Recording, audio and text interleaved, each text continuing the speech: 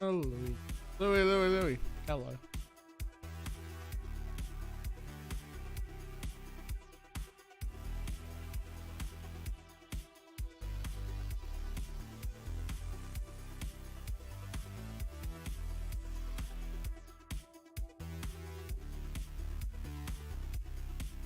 Yeah, not bad. Not bad, mate. How are you?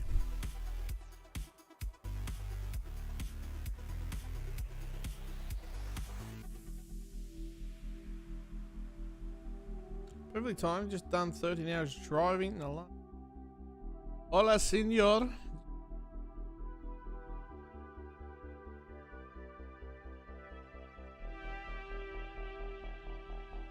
Hopefully, I've set this up right. I hope. I have got our main man. Our main man is here with me. With Road Rage.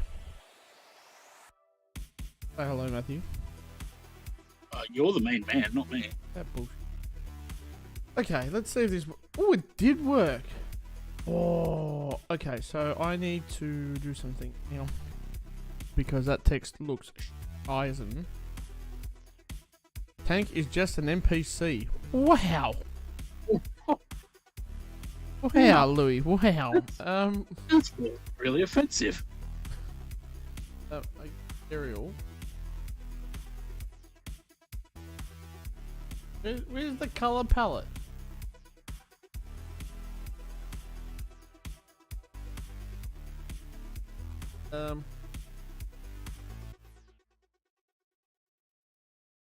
Just trying to pick up the colors. Bear with me for Oh, that was a pothole. pothole. I didn't see it. I was looking at the lines for where I need to drive. That's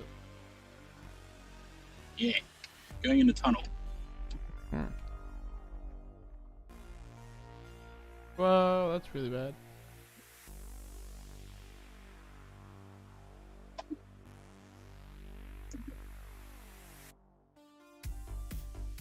I am taking it easy. There was a pothole that I didn't see because I was looking at a very confusing intersection. Someone tried writing a message. Chat.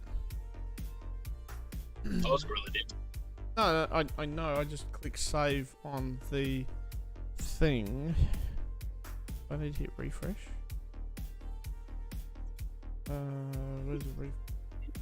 Where's the where's the enemy? Oh, that one. Well, the real refresh button, please stand up. Should we go over the Oh, bridge there or it is. through the hard tunnel? Oh, I found it. It's okay. You drive a Toyota. Wow. Back ramp. But like, well, Bridge or did we?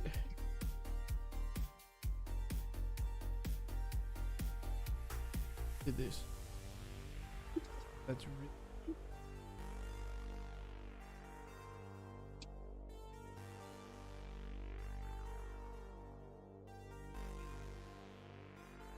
Yeah, but that's not.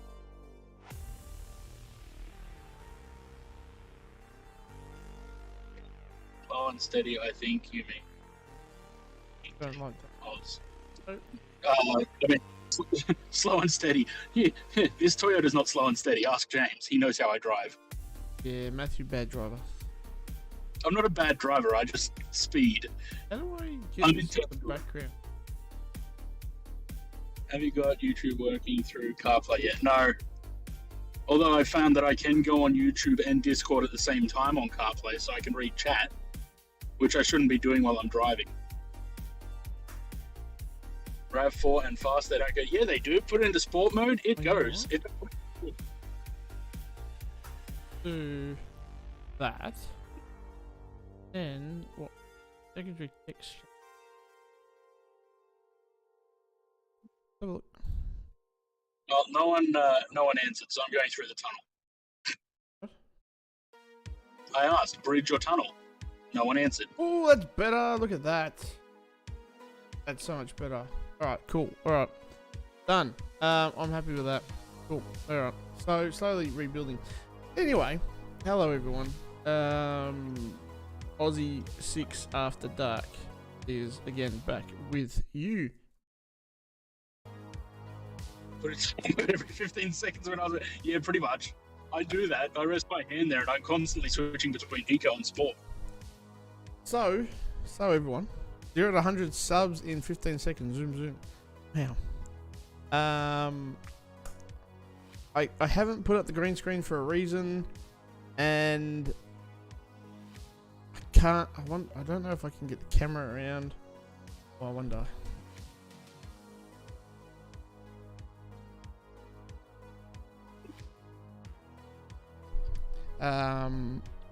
It is I guess a four-legged companion. Another one has joined the Aussie 6'8" household. What are we doing here?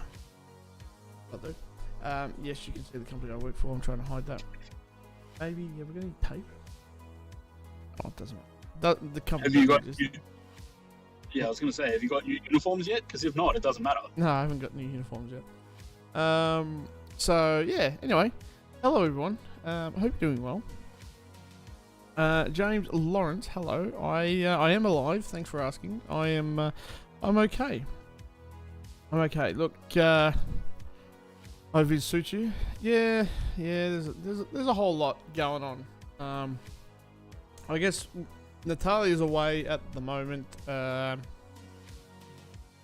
is she? Let's have a look. See, I won't put her flight details out in the public because you know. Threads. Well, probably don't say where she's going then. No, I'm just trying to have a look at where she's at. Let's just say she's north of Victoria, which isn't. You on our way back already?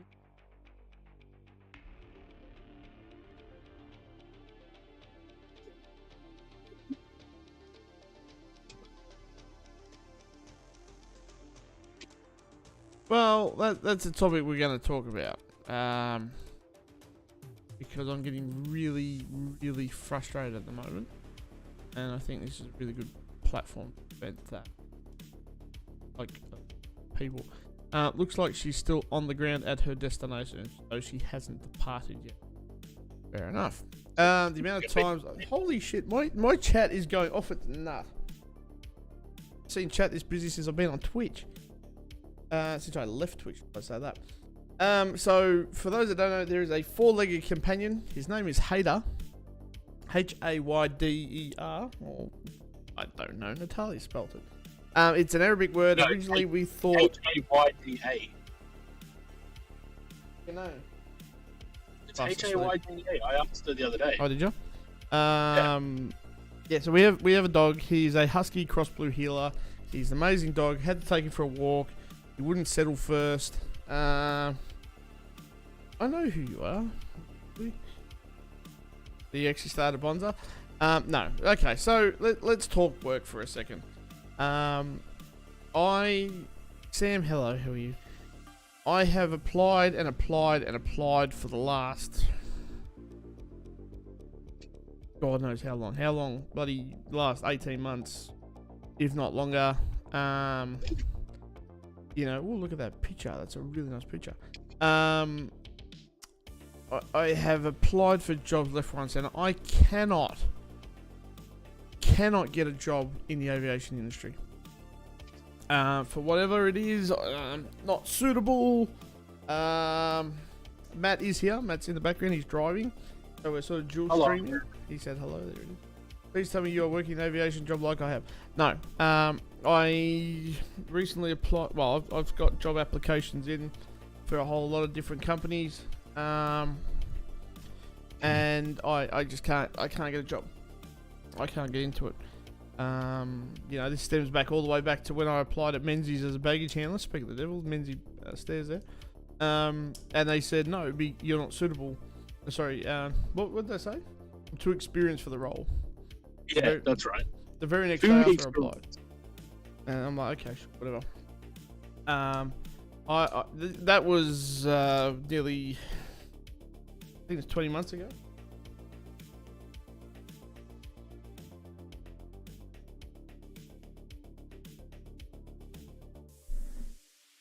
Eating got up here.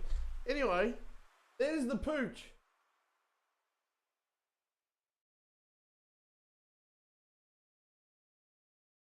There's the pooch.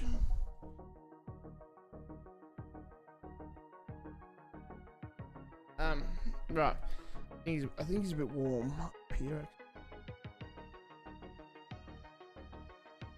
Aviation so fucked in all ways. Even pilots' terms and conditions are horrible now, making me consider my career.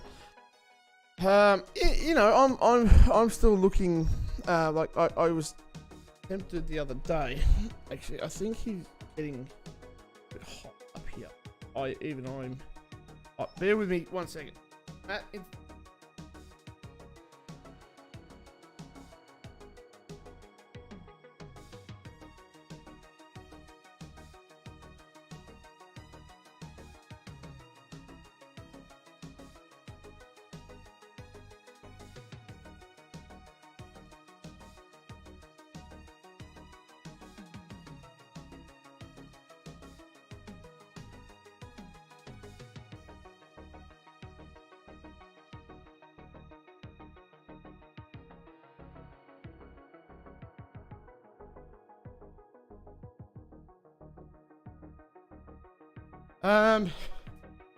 So yeah, I applied for a job at I applied for jobs at Qantas and all sorts of different things. I can't get a job. Thanks 70 TV. He wishes. Dog.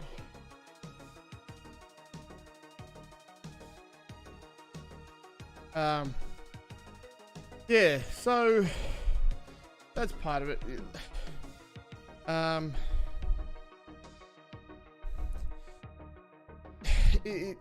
It's frustrating. It's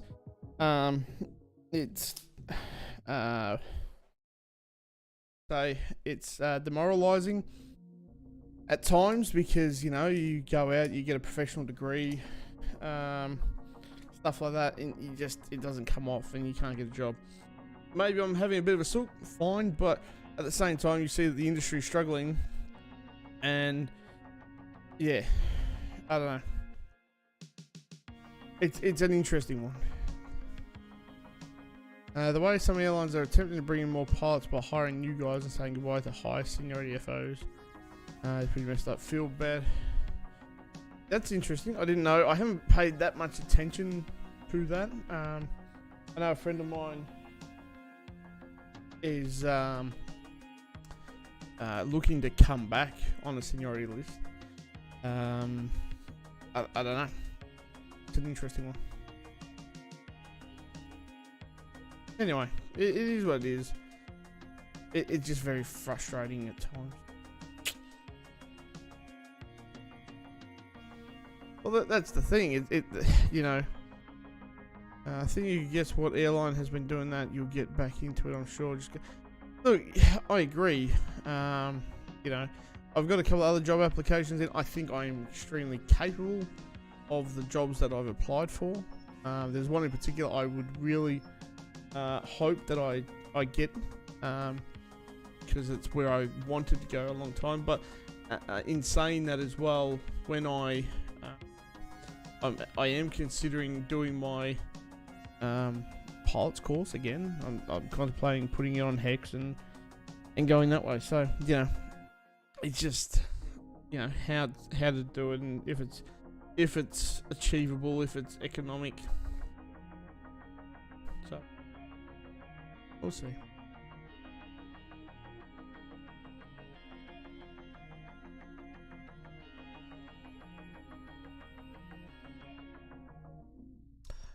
Well, not yet. I was looking. This is where I don't know where to start. Like, do I go one of these schools? And there's one that I used when I was a teenager, which would have some of my training records. 20 hours, pre GFPT. You know, do I go back to that one? Ada? You know what's really unsettling? What? You know the beep beep that a stopwatch makes? Yeah, when you hear that coming from a suitcase in the back of your car. Oh yeah, that would, yeah. Yeah. Yeah, but looking, thanks Oz. Looking in Victoria, obviously, but down.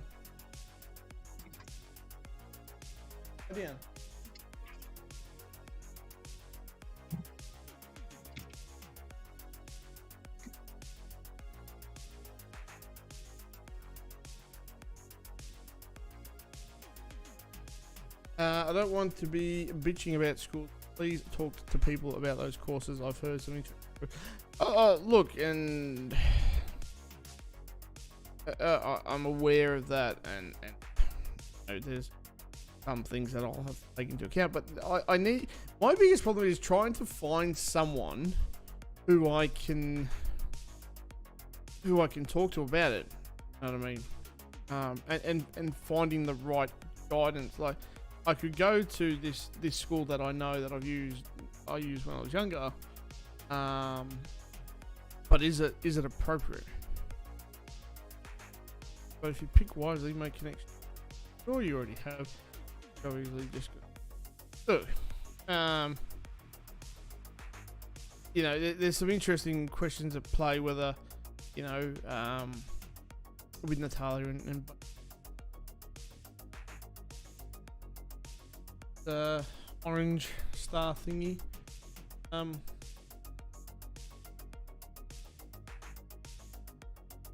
Anyway, so that's a bit of an update on me from work wise, because I know a lot of you were sort of trying to hit that up straight away, so I thought I'd answer that. But you know, let's talk what about your other good news that you know, 20 months later you finally got a response about your hotel quarantine bill? Oh, good.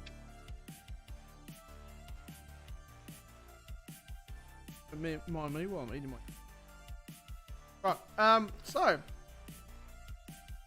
you could all remember that, you know, in October 2020, I was on the Gold Coast for hotel quarantine, and there's a bit of a, you know, I made a bit of a song and dance about it and all that, and put in a, as you know, I put in a dispute against the charges. Or the hotel quarantine bill, and about 2 weeks ago, I got an email that said, "Hey, we've waived your charges based on your claim," which was amazing, because I'm like, "Am I ever going to get a response?" Well, enough, I did. So yeah, there was a surprisingly positive outcome, which was cool. Good to see that sort of things work in balance. And that, you know, those that were affected by things outside their control, you know, weren't penalised. You know, the fact that I said I'm Victorian, can't go to Victoria, and all the other external factors around it, you know, it was what it was.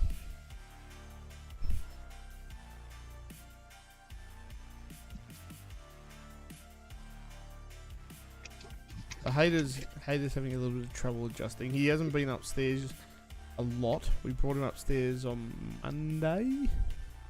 Finally, he's been downstairs in our rumpus type living area.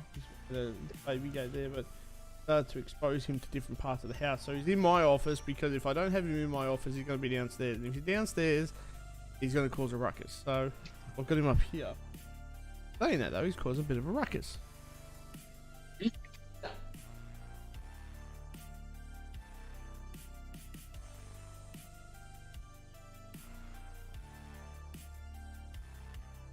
People who have a legit reason for coming home should not be charged. Yep, correct.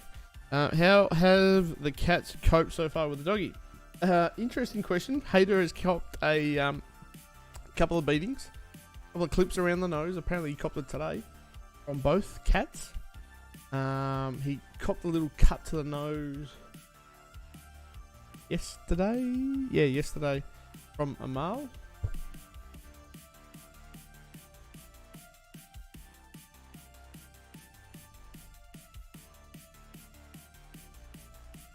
He's just having a bit of a snip.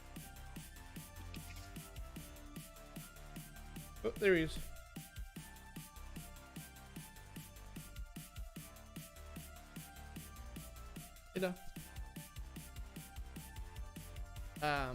Yeah, so that is the lovely Hater. Cute doggy, love huskies. They're so affectionate.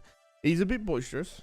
He's a bit sooky, but he's got a good temperament because he's cross healer, so he's not too bad, but still can be a pain in the ass sometimes. So that's why I'm just trying to get him to settle up here. And yeah, you know, then it sort of that way I can actually stream a little bit more often. So what's happened with the streams?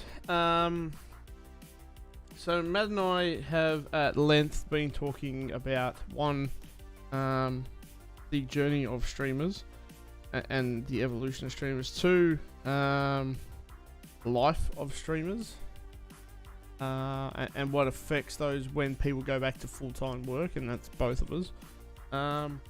And then what happens when you have to balance, well, you know, in my case, a significant other and other priorities that lay around it.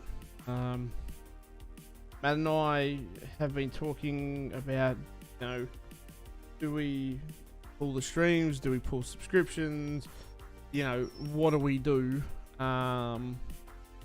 You know, because we appreciate that you guys are still there to support us, and you know, you guys have been really active with Matt's community, which is really good to see. You know, Matt's more active than me,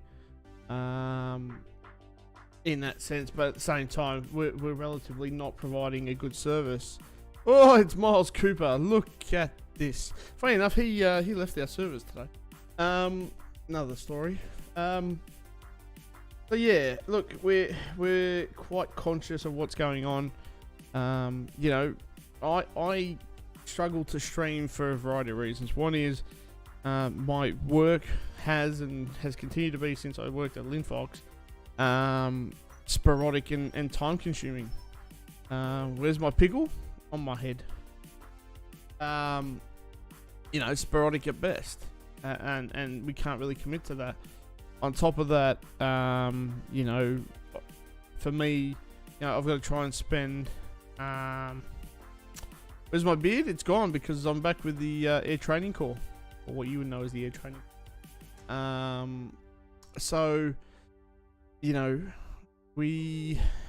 I sort of have been struggling to manage that aspect and work a reasonable solution. And so, what I'm left to do is when Charlie's away with work, is when I can effectively stream. You know, and as mentioned, the last month I've been dealing with a brand new pup, and so, you know, that hasn't. I've been downstairs with the animal. I can't really get upstairs and, you know, get onto the computer and stream and do some of the things that I want. Yes, Miles, I have a dog. If someone maybe have clipped that earlier, potentially. I can't get the camera. He's just here. Yeah. I'm trying to actually get him to settle down, because up here it's just a bit of a pain to try and get him to settle and not be too sooky. But is there anything that you want to add, Matt, to that, or? I'm just out of the car at the moment. Oh. I'll be back in a minute. Okay, Matt's doing a delivery. But yeah, you know, it's been difficult, and you know, I appreciate that both Matt and Miles have continued their financial support throughout. You know, and everyone else that has support over time. Matt's changed roles with you. What? You know, trying to find that right balance. So again, you know, and Matt has his subscriptions. Yes, it's a driving stream with Matt. You know, Matt has his subscribers and appreciates what you guys provide in terms of financial support for us to try and keep the streams running, and we're trying to find ways of doing that. And you know, like a stream like this, for example, it meant to be. I guess we sort of want. I was like, I'm just going to go on and talk crap and hopefully, you know, it's some decent content. Hey, I haven't stopped talking now for, you know, 25 minutes, so we're going alright for content. Don't have the time, I think. Don't do it. Streaming should never be a chore for someone like you or Tanny. I always appreciate the streams either way, whether they are daily or once a year. And you know what? That's the community that we have here, Louis. I believe that the efforts that we have put in since 2019, have delivered a community that is, at its core, a group of about 15 to 20 individuals that have stood by it and supported and love us for what we do. Yes, it's a challenge for us, and it's not as grandiose as what we would have liked it to be or what it can be. Hats off to those like Conti and the like that are still pushing along and having a red hot crack. Conti was on the front of Twitch yesterday. I thought that was amazing. Just to see, and I think it's sort of the way that the the algorithm works with Twitch. He was in a very dead category and managed to get 180 views, so that's really awesome to see that even in the X-Plane category, Conti can pull 180 views. That's amazing, so kudos to him. And then obviously you've got Shane and the like, Oswald Simmer, that put in their hard yards and still do their stuff. So we hang on, care about that. We want to give it a red hot crack. We'd love to give it a red hot crack. We just struggle at times to find the time and the patience and the headspace to be in that spot. I'll give you a sort of an insight to what happened to me in July. We started a new contract here in Victoria.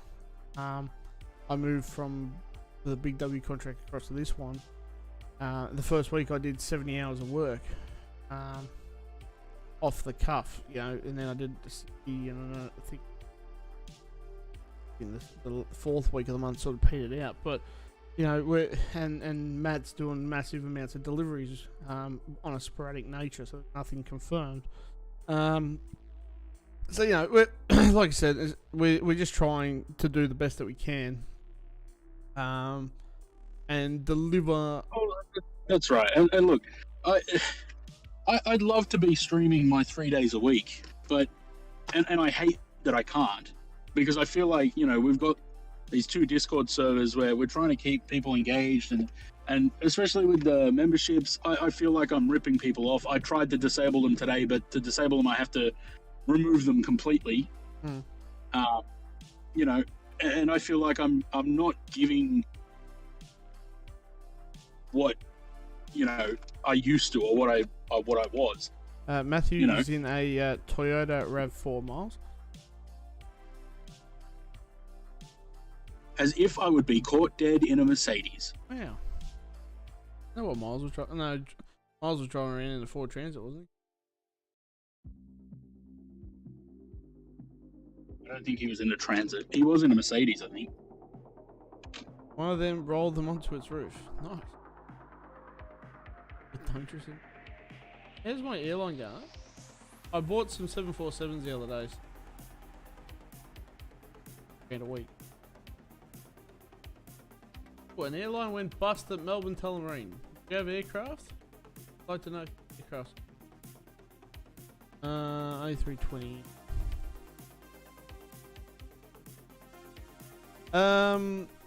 You've hopped on the pointless SUV bandwagon tank wagons fly.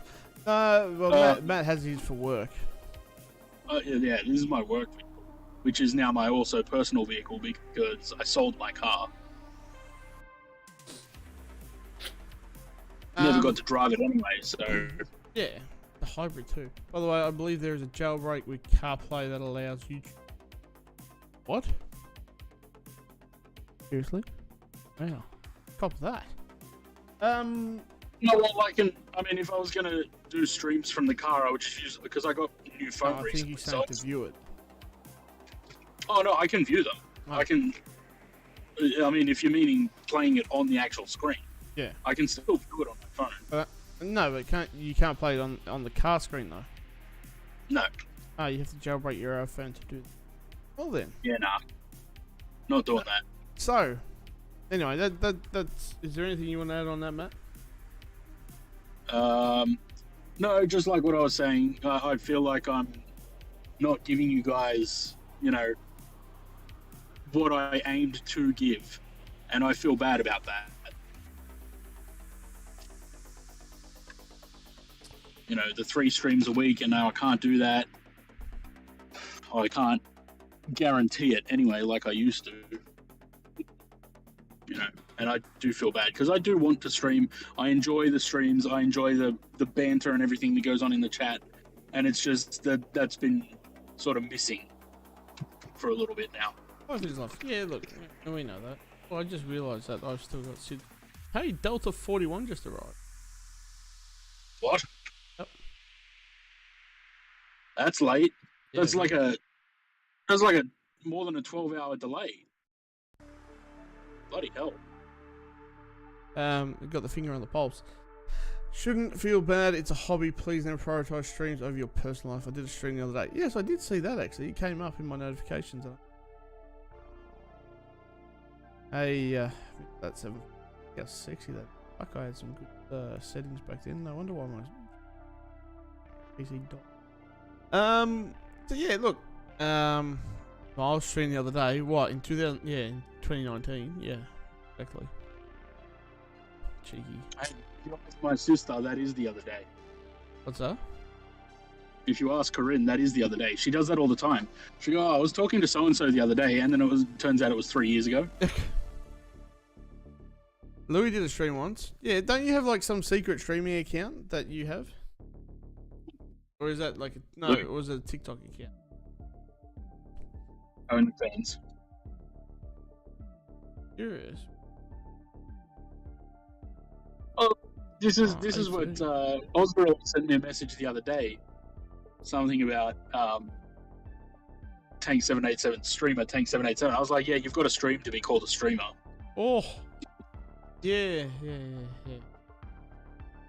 Maybe not. I guess you'll never know. Maybe I'll actually amaranth.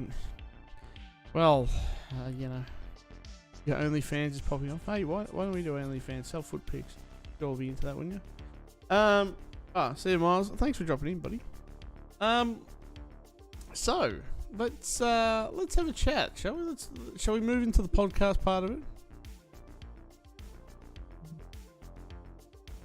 What can we talk about podcast? Love how Ocean.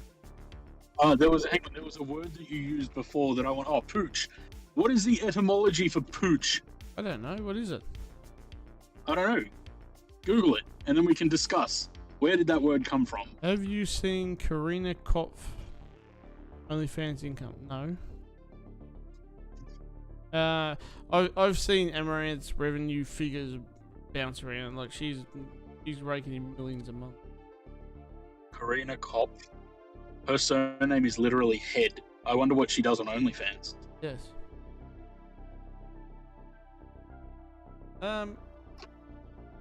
Where's your list of 3.3 mil? Where's your list of topics, man? On my computer at home. Come on, mate. Where's your remote access? I'm driving. I shouldn't even be reading YouTube chat, let alone looking remote access to that. She's making more than Tank's OnlyFans, and that is saying something. Wow.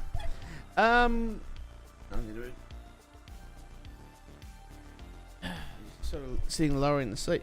Hey, I'm the guy with the topics. Alright, give us a topic then, man. Come on, chop chop, do your fucking job. Did anyone notice the stream title, by the way?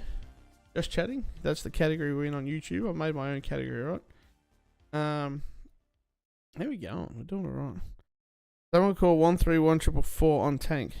What's 131? Not the Is that Crime Stoppers? I'm going into a valley, so I might drop out. Standard for you. Wow. Black Butt Creek. That's what's in the bottom of this valley. Wow. Rex buys Cobham. Interesting because you sent me this before. Who's that first one? I don't know them. Well, Bonza Aircraft. Hey, one topic at a time. Relax. One topic at a time. We'll get back to Bonza. Let's talk about Rex first. Rex was on the cards. So Rex buys Cobham. I called out almost straight away, didn't I? I said I knew, like I said, that was going to happen. Hey, shut up and lay down. Down, boy. Yeah. I'm staying out of this company's convo for reasons. Yeah, really. Recently bought IM an air traffic controller 4. Okay, cool. Yeah, so Rex, there was no real option for Cobham in the SAR. Well, sorry, it's not, they bought the FIFO market. Qantas has theirs with Network. And for that extent, National Jet. So I think that what? You want to go for a toilet break, do you? Alright, we'll come back to you. You know, it was and Virgin isn't in that market. They've got SkyWest, but they're trying to get out of it. So it was a no-brainer. There was no one else that was in the market that was going to buy it unless it was an international company, and it wasn't going to work.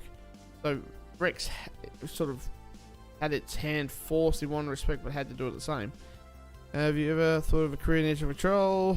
I had applied for it in 2020. I got through to the second stage of assessments, and I sort of was very unprepared for it, which is my fault. But you know, I'm not averse to it. Yeah, but Rex have done. Questions. Sorry. Those questions in that practice thing were hard. Yeah. Well, Matt was on the other end when I was doing it. I was getting stressed out. Dog. Down. Down.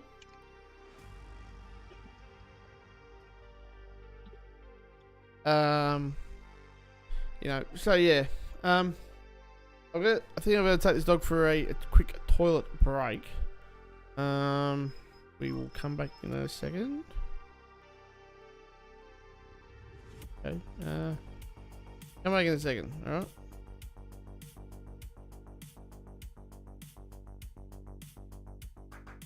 Yeah, the questions that, because he had to do like practice questions for the entry exam, and those questions were hard, man. Like the two of us together couldn't figure them out. Some of them were worded so badly that they were just impossible to sort of work out what they were trying to get at. And on top of that, they were timed. So you only had, I think it was 6 minutes per unit. There was like 10 questions in the unit. So it was not easy. Oh yeah, it's understandable why, but at the same time, they didn't really, like, it was sort of like really complicated math questions. And we thought, when are you going to actually need to use this? Like, it was really just sort of to gauge, I guess, your comprehension level. Not so much to actually get the answers right. No, it wasn't really like CASA exams.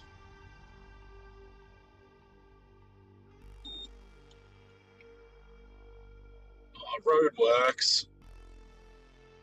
Don't like roadworks. There's an airplane flying over me, though. Looks like a 737, the way that its lights are flashing. Oh, that's the first time I've ever seen a tail light or logo light actually pulsing. That's a Qantas 737. I've never seen them use the pulse on the logo light.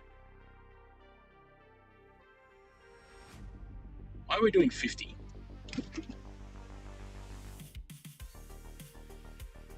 Roadworks?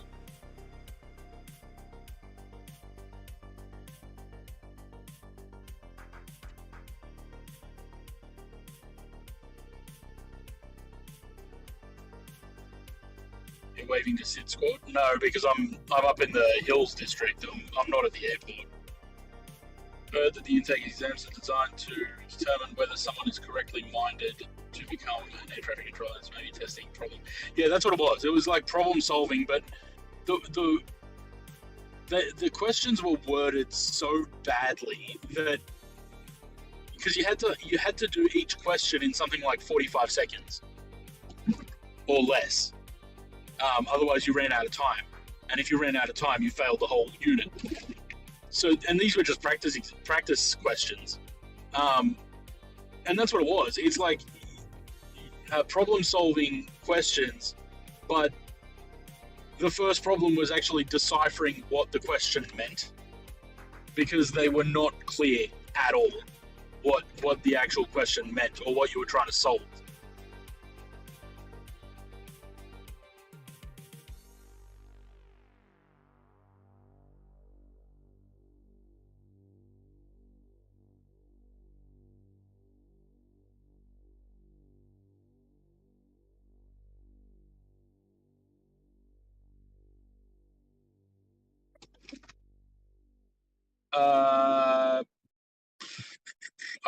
Yeah, probably. I can't remember. It was a while ago now. I'm pretty sure, actually, he was still in Dubai when he did them. He hadn't come back yet.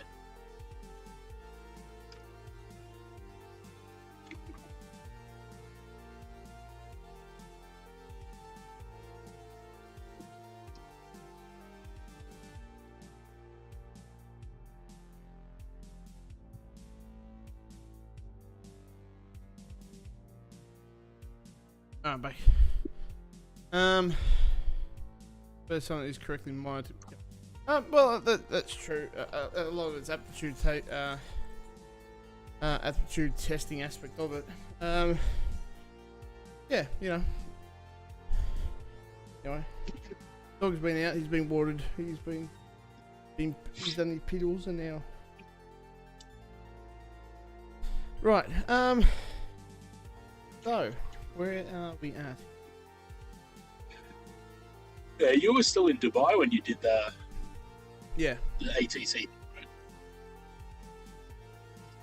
It was just not long before you moved into the hotel, I think, because you were sitting at the kitchen table. No, I was in the studio room still, but I turned it around at the time. But yeah. So anyway, but yeah. That's been it. So, Bonza.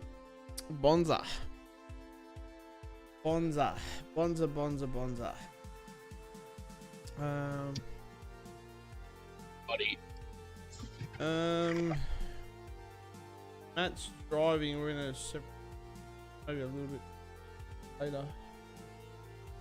Oh, you're there in that. Is it easy for you to change, Matt? If I get a red light somewhere, then yeah, probably. Go to the VIP room. Oh, just jump over there. I'm gonna get a chance. I'll jump over. Right. Well, I'm in the VIP room. What? Hi, Ozgorilla, Mr. Zoid. Salam alaikum. Alaikum salam. Right. So, the next, I guess, yeah, Bonza's interesting. You know, it's how do I put it? Now, if I want to start an airline, I think like Bonza at this time, I think now is probably the right time. I remember when we initially talked about it and go, well, is it the right time? Is it not? What's going to happen? We've seen through 2022 a lot more common sense applied to travel and restrictions and all the other stuff. Now is the perfect time. Is the market there? Is the question I would have. Hard to say. Going in end of this year, yes. Sorry? With the demand at the end of during Christmas time, the end of this year, possibly. Yeah, but you After can't rely on that as an airline. You can't rely on a short period of time to bolster your finances for the other 3 quarters. And this is the interesting thing, right? Because it's an airline that's trying to meet the demands of the current decade. We're talking about Bonza? Yeah. it's an airline that has to. It's an airline that has to be able to pivot quickly and not piss people off. It's an airline that needs to deliver something that the market they're trying to attract buys into it. And again, it's all well and good to say, yeah, we're gonna, we're doing X, Y, Z, right? All well and good. If you can't deliver on it, or you can't hit the mark, I think you got bigger problems. I give them less than a year before they start looking at Golden Triangle. Sorry to interrupt, but BMBG having 25% off sale. Sorry? Yeah, 25th birthday. 25th birthday, excluding the 7600, but Who's this? PMDG. BMDG. Yeah. Yep. It's a shame I can't pre-buy like a 777 for MFS or something, you know? Or the 800. No. Yeah, that too. Isn't that due out soon? And in the next 2 weeks. Hey, guess whose birthday it is next week? Guy. So Bonza's focus is it's trying to do. Let me pull up their website. Hang on. They want to get into the markets that are not tapped, basically. So they Bonza.com. don't want to compete with Qantas and Virgin and all that shit. Don't bother going on their website. You won't find shit. They tell you to download their app. The app's shit too. Of course it is. I But you can't even run into a competition for free flights. So we'll see that. you can't even book flights on their website. You have to download their app to book flights. Yeah, but it's low cost. Yeah, but I don't think that's going to work well for them if they want to get, Yes. the old people that are going to the Sunshine Coast. You and I discussed that, yes, and that's part of the problem of their Are market. old people going to fly Bonza though, or they're going to fly Qantas? So this is their Old current. pe- This old is people on the Petron will go and fly whoever they get the cheapest flights with. So this is their current market. So, the current. Who's doing their ground handling then? Is that just going to be itself? Oceania. Right. So, they're picking up Melbourne. It's not just Oceania. There's a couple of Obviously different ports, different yeah. ones, but they're from what I know now, is their primary service provider is Oceania. Right. So out of Avalon, they're going to, I think it's Sunshine Coast and Melbourne, operating to two different airports. I'm not sure how that's fundamentally going to go in Melbourne for an airline like this. I'm a little bit concerned that they're a point-to-point carrier, yet the only real destinations for Melbourne are Mackay, Rockhampton, Gladstone, And this is what I'm and saying. I Bundaberg. think and they'll try and get on the Golden Triangle as well, because the routes that they're starting with are just dumb. And if you're living in Newcastle, Sydney, rather than flying into, I guess, whatever. I see what you're saying though, man. Qantas, Virgin, Jetstar, Rex, Bonza, 5 of them all offering domestic jet services. How can it be that we have come a full circle in 22 years to be back with more domestic seats than is necessary? Well, it's not even that. We're not. We're talking 5-6 years. When VA and QF had their I'm a bit snotty. It's that type of weather. No, well, Natalia had COVID last week, so I Again. didn't. Unfortunately, Natalia did. Yeah,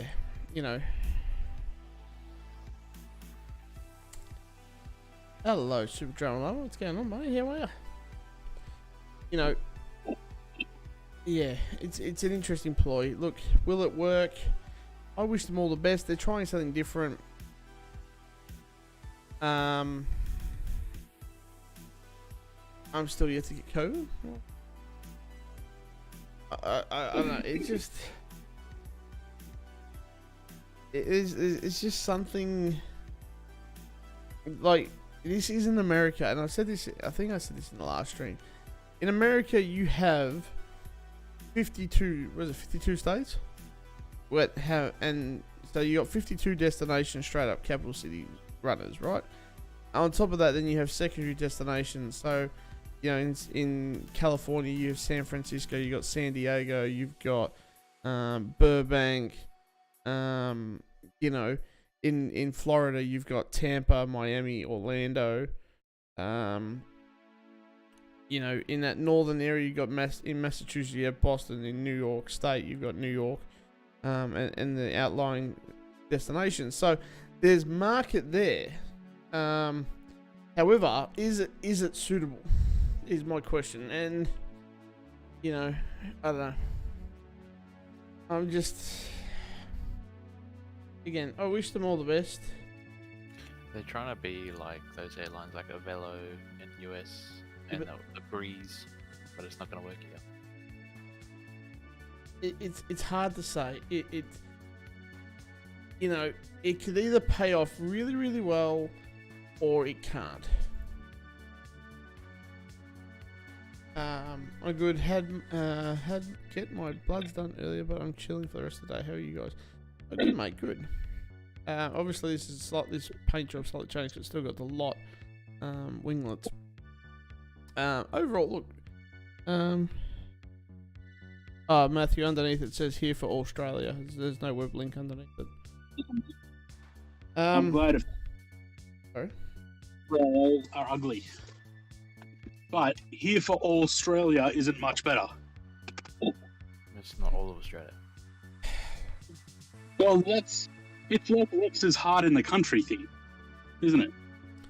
Yeah, I think here for Australia pays off better than our hearts in the country.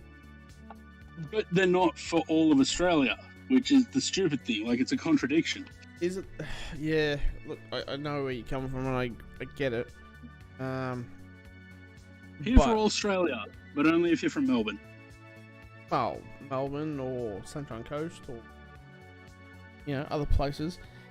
It's just an I don't know, like Tamworth has a destination. No one goes to Tamworth. You know, how does that pay off? You know, there's a reason why Qantas flies Dash 8s there. Qantas is barely. Ooh. Qantas only flies Dash 8s there so that they can be predatory to Rex, isn't it? Talia has pushed back. Yeah, look. If Bonza was in Europe or in America, it would have a better chance of survival. But again, I don't know the airline's finances. I don't know their operating costs. And that's key questionables in that as well. 777 Partners seems like they've got a lot of money behind them. So, you know, is it possible that they're going to stump up more cash to keep it going? I'm not sure. The thing is, though, they've got a lot of money behind them. However, consortiums like that tend to not stick around at the first sign of bad finance. You know, where they'll pull their tongue out and run, you know. I don't know. It's just something that will, I guess, time will tell how it That's what I'm works. saying. I give them up to a year and they'll be on the Golden Triangle. And I give them probably less than 5 and they'll be gone. See, I remember... I don't think the Australian market, regardless of whether they're trying to serve underserved destinations, I don't think the Australian market can handle another airline. Well, Louis, the fact is, Tiger didn't fail. And I will stand by it. Tiger did not fail. Didn't fail. Tiger was the sacrificial lamb for VA. Yeah. How do I put this? the economics around the business model for Tiger leading up to the pandemic, and look, even they date far back. It's probably 2015, 2016 when they said they were going to a Boeing fleet as a cost rationalization. The whole implementation was not done well. It had its problems, and I think a lot of people acknowledge that. The way that they ended up having increased their costs because they couldn't get 737s, or they couldn't get rid of the A320s because the contracts they're on. Tiger, if Tiger was managed properly in a better way, if it maintained its, in essence, 777 Partners is its connection, the same holding company. Blair and Bonzo, and there's another airline in there as well under 777 Partners. I can't remember. But yeah, the whole Tiger thing. Tiger could have been successful if they stay with the 320 model. I think they would have been better off. The reason why they went to the 73 model was because of Denpasar, and I don't think it suited their model. I think the 737 MAX order was probably going to go into the Tiger fleet. I don't think Virgin was set on the Maxes to replace their own. I could be wrong on that, but there's a lot there. Speaking of Virgin, keep an eye on anything VA going to Haneda. Keep an eye on it because something is going on there. And yeah, we were talking about this on my one of my last streams that I did a couple of weeks ago. We were talking about, and surely that they would. I was regurgitating what you and I were talking about, where they go through Guam or whatever the circumstance.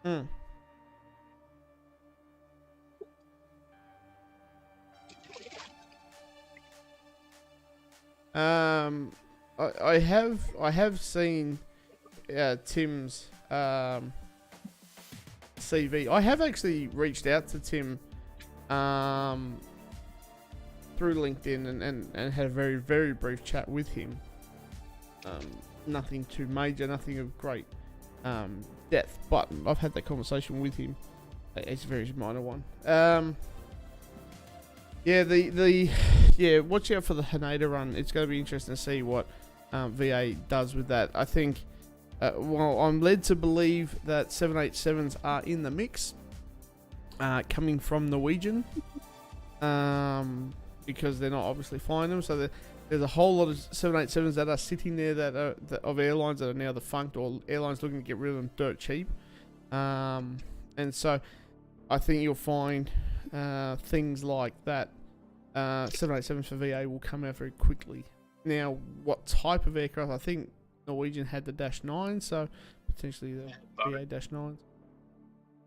That'll be interesting to see. I thought VA are no longer considered trans-Tasman, let alone... Well, this is the thing, like, VA operate token flights to Denpasar and Nadi. I don't know if they operate within New Zealand. I would assume they'd have to fly to Auckland at a minimum, I haven't wouldn't they? seen them cross trans. I've seen them Nadi, and I've seen them Samoa, I think. You've seen what, sorry? Seen them go to Samoa, I think. Pretty sure. So, let's have a look. 777 Partners is Flair and Bonzer at the moment. Yeah, there's a third airline I think they're I starting. can't find any info on it, but there's another Canadian airline, Lynx, but I'm not sure if they're connected to it. There is an airline in Canada with 737 Maxes linked to it as well. I would like to see if VA gets 787s. I really hope that they come up with a new livery. They are. Or do something about the livery, because it's bad enough on a 737. A lot of blank space on their 737s. It would be worse on a 787. Perth is such a big mover for VA. Jeez Louise. Oh, I wish I could send you. I'll send you a photo of the rest side of the ramp at Terminal 2 at Perth. It is just They have at least 9 A320s now, and at least 12 Yeah. Fokker 100 Where those 320s come from? Tiger. Yeah. Well, hey, just finally calmed down. Finally. Thank fuck. I forgot how big Alliance was in Perth as Well, They this have, is Matt and I were talking I about was this. talking about that yesterday. They Yeah. have. I reckon I counted at least 15 Fokker 100/70s. They- So they have They- 17. They have 17 17 Fokker 70s. 100s, 12 I thought it Fokker was 70s. Oh, yeah. I think it was. Hang on, I saw the article. I thought it was like 26 100s. Hang on one Yeah. second. Let me go find the article. Interesting. Menzies do their handling. Just look at air fleets. Just bring up their page on air fleets. Oh, there it is. That's right, because they sold the remaining 5 Fokker 50s. Right, so they have a fleet of.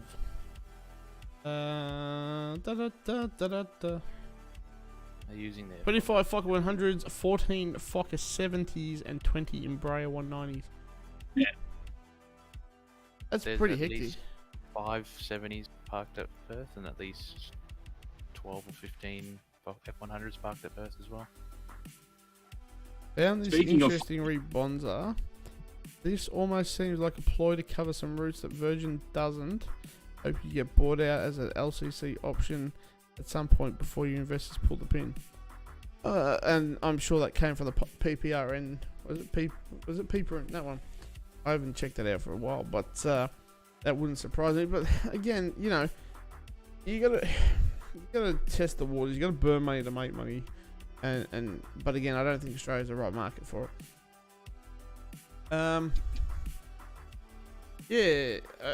You know, VA is an interesting airline. I think, you know, there's a lot at stake for VA at the moment. They're profitable. They've got their costs under control. I think they've recouped a lot after the Borghetti dynasty. And overall, the service and the image is due to change, and I think we're starting to see that. The new logos come out, which looks very Virgin-esque, rather than, you know, not that the other one didn't, but I will hazard a guess at saying that the new VA image will look similar to that of Virgin America and Virgin Atlantic. I think the two images will drive the VA one. I think. See, even that would be an improvement on the livery if they would take a more Virgin Atlantic style livery. What they're doing with their logo. Well, that's what I'm saying. Like, if they would paint the tail red with the red that goes down onto the fuselage as well, and then like a billboard livery, Virgin Australia across the front, that would look better on their 787s than the current livery. I think anything And overall, anything over will make the new make the past VA livery look better.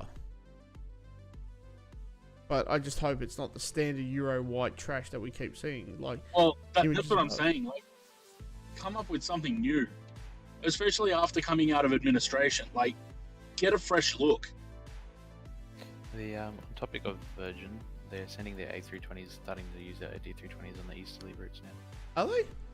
Yep, they're off to Hobart, and I believe they're starting off to Melbourne or Sydney. One of the From two. where? Perth.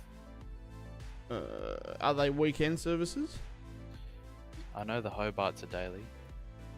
Second Did day. you send a 320 down to Hobart? Unless the operating costs.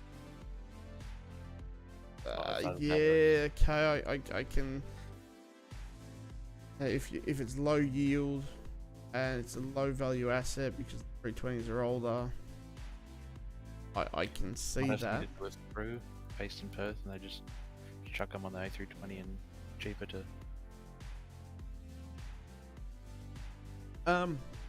Yeah. Financially, it makes sense in one regard. I can see that. But You have again, and look, to be brutally honest, I think the 320s are probably more comfortable than the 73 anyway. Objection. Sorry? Objection. Overruled. Hearsay. This objection leading. Argumentative. Jeez. Oh, you in the fuck off. Yeah, look, yeah, I think VA is interesting. They need to make some decisions soon, but I don't think Bain is willing to pull the trigger on some of that purely based on the fact that they want to sell VA. I think you know, if VA was in a position to be run, we would have seen a lot more expansion plans and stuff coming out. You know, a rebrand, a refresh of the brand within its confines and limits. You know, generally says, hey, look, we've got a new image and freshed up and blah blah blah. So come by. No, I wouldn't say VA are not performing. They have to report. Definitely better than what they were. Yeah, they have to report factually. They can't bullshit. What I'm saying is that it's very conservative management at the moment. It's trying to put some numbers on paper saying, hey, look, we turn this basket case around and it makes money.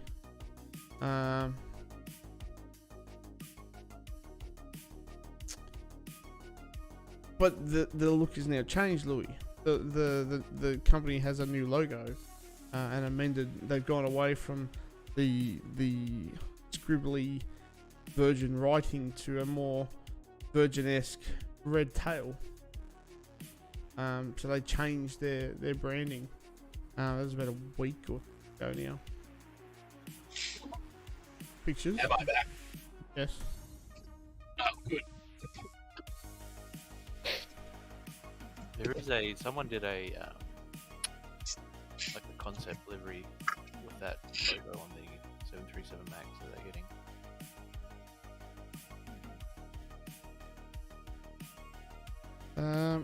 So this is their new logo. So I saw it come up on Instagram the other day, and they're like, "This is our new logo." I'm like, "So all you did was just round the corners of that tail and make it a matte color? yeah, It's not much of a change." yeah, and that's what I'm saying. It's a very Virgin Atlantic, Virgin America logo. It's like when Rex changed their livery, you know? Oh yeah, they changed it. See, We like, changed their livery. there's blue and that one there. Hopefully there's a Virgin American logo. There it is there. Well, look, there you go. The Virgin America logo. We'll just call it that, shall we? That's what it is. So, if anything, let's have a look. We should see aircraft look something like this. Why am I looking at James at 240p? What? This is probably what we will see Virgin Australia aircraft look like, I Instead reckon. of the American flag on the fences, will have the Aussie flag, you reckon? I don't think they'll go down that path. I think you'll just see. It probably won't even be that. It'll just be a red winglet. Probably. But you know, there's a lot there. There's a lot at play. Boring. Someone just copied Brussels Airlines already. That livery is lovely. Is it? Oh, the dots one.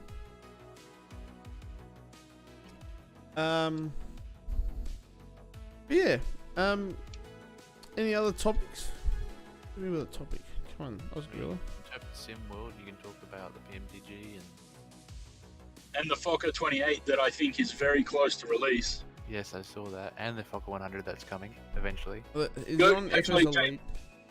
No, go if you want to see all the cockpit pictures from that Just Flight have been posting. They put them all on their Facebook page. I don't want to get on Facebook.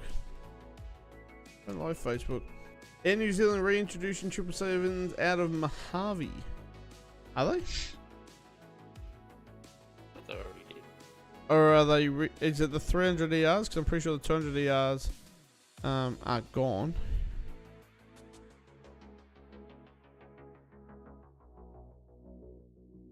Yeah, the 200 ERs are gone. Oh, this is what the topic that I broached the other day, because what were we watching? We were watching something. Oh, the simple flying thing about Qatar's A380s. I remember I was saying, do you think that airlines are bringing these aircraft back out of storage now because the industry is recovering much quicker than we all estimated? Sorry, say again. Do we think that the airlines are bringing these aircraft back out of storage back out of retirement, effectively, because the industry is recovering much quicker than we expected? Like, all the estimates were 2024, 2025, but shit's getting back to good levels pretty quickly. Yeah, look. And airlines didn't expect that, so they retired these aircraft. Like, you know, what we were talking about last year and the year before about Qantas's A380s, and we were all saying, no, they're not going to come back. And now 10 out of the 12 are back. You know, quicker than we thought, because the original estimate was, we'll slowly introduce them back into service, and, you know, by 2024 we'll have all of them back in service. Well, it's, you know, mid-2022, and 6 of them out of the 10 that are coming back are back. Just having a quick look at the. I've got another couple topics when we finish. Having a quick look at Fokker. Fokker 28. I'm looking more forward to the Fokker 100. I think we all are. I mean, now that I know that they've basically, it looks like they've written their own FMC for the 100 and the 70, then yeah, I'm much more excited for that. Who's 100? Those were on FS Elite. On FS Elite. Yeah, just search Fokker. Should be the first thing that comes up.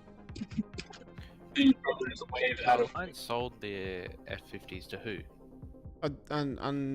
Undisclosed buyer. Probably going to scrap, to be honest. Do you think that this travel boom is just a wave out of excitement that soon demand will plummet and not recover to pre-COVID levels? I don't think so, because at some point, like we've all been saying, at some point we need to move past COVID. We need to learn to live with it and get on with our lives. We can't just keep shutting everything down every time there's a new variant.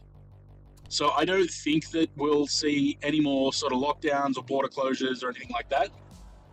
I don't think we'll see travel levels plummeting. I think for my airline, or airlines in particular, we're back to pre-COVID levels, if not better than what it was before COVID. Better in losing your luggage, yes.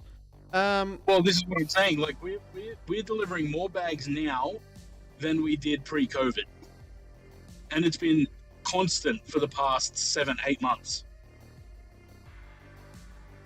So, to assess this in one case, to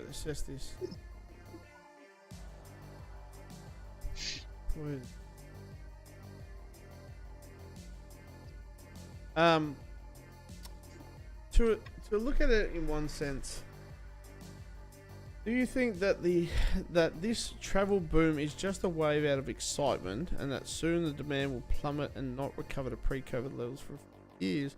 The whole point hasn't moved on from COVID like most of Asia and Africa. At the point right now, but the world hasn't moved COVID. Yeah, so it's an interesting scenario, and I think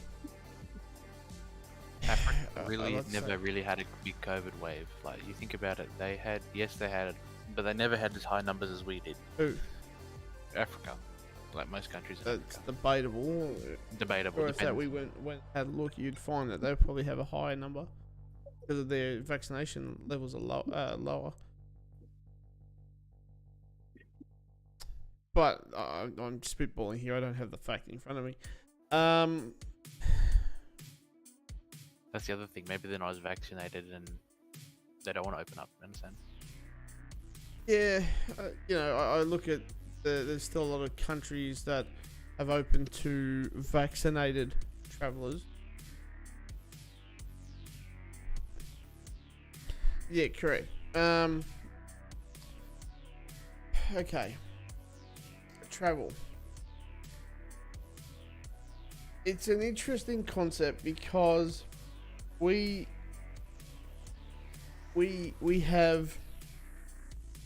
stopped people traveling for a good year and a half in the Asia Pacific region. Only now, as vaccination rates in the established OECD world allow people to travel again because governments dictate that's the case.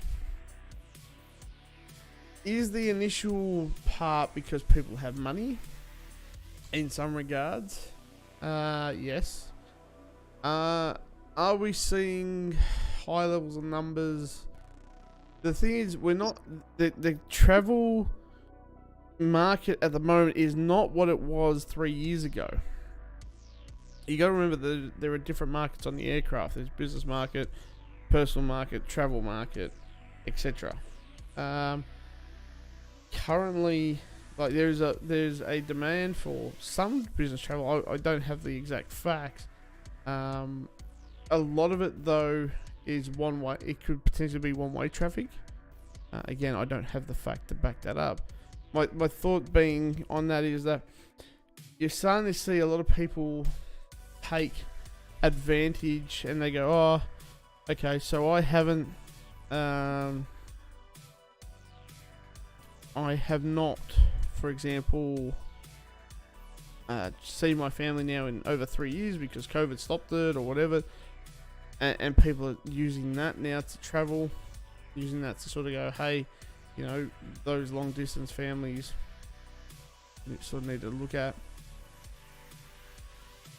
I see travel bloggers are traveling, and the demand on aircraft is, a load factor potentially of 60 to 70%. It's an interesting one because we are now in unknown times. We live in a market, we live in a world that is not settled. Mind you, there's still ongoing pandemics. I didn't know this, but HIV/AIDS is still declared as a pandemic. It's not an endemic anymore. It's still a pandemic. So there are, we didn't see borders and that closed back in the day.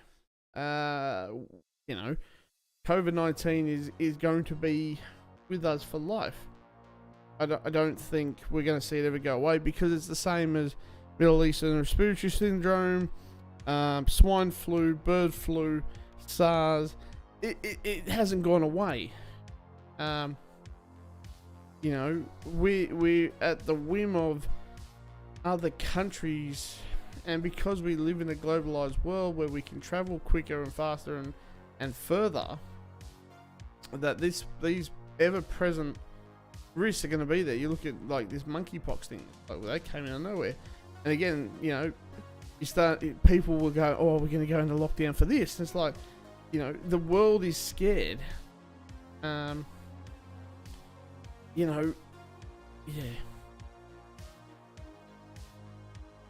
the economy, fuel prices, etc., I wonder whether people will even be able to afford to fly nearly as much as they used to. Correct. It's very expensive at the moment. Yeah. It's expensive because of the Ukrainian crisis. I agree. And so, but Not just that. the world will find a way. But the latest reason why the fuel price has gone up is because of the Ukrainian crisis. We have in Australia, the fuel price is through the roof. Cost of living is starting to kick in. The UK has a massive cost of living crisis. General concessions. Something's gonna give, and guess what? You have don't even touch on that because I reckon that's going to lead us to World War III, and we're just sitting on a firecracker waiting to explode. I think that the world is in a very delicate position. We're in a very, very delicate and very volatile position as a global centric world.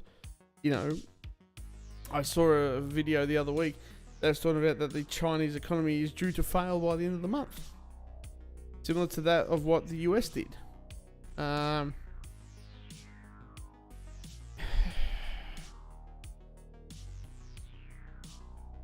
You know, it's an interesting thing. The world, you know, we live in this false sense of security that, you know, we live in Australia or we live in New Zealand or in a country where we think that our you know, our lives are protected. Not anymore. We live in a world where global weaponry exists. You know, that you can, that we would be silly not to believe that there are things around the world that could kill us in 10 seconds. But you know, not even nuclear power. There's worse things that are out there now. You know, and we're all a pawn of the greater society. And I guess I'm getting a little bit too far left field here in this, funny enough, podcast type event. It's a very, you know, you and I and the people next door, we go to work, we earn some money, we go home, we spend some money, and we live in a repeat cycle. You and I sit in front of a computer or TV right now, and you know, we're having this conversation about the global effort, but yet our lives are not secure.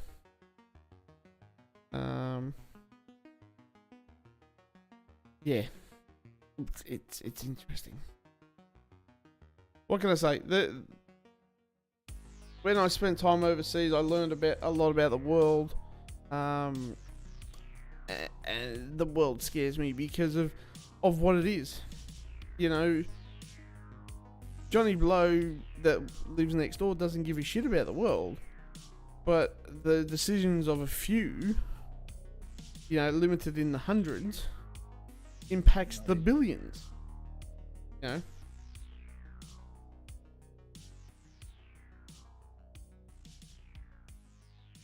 Yeah, but Louis, the other thing is that, again, the actions of an aggressor, we as defenders of the peace, so we believe, will end up putting us in a position where, you know, there are other obstacles.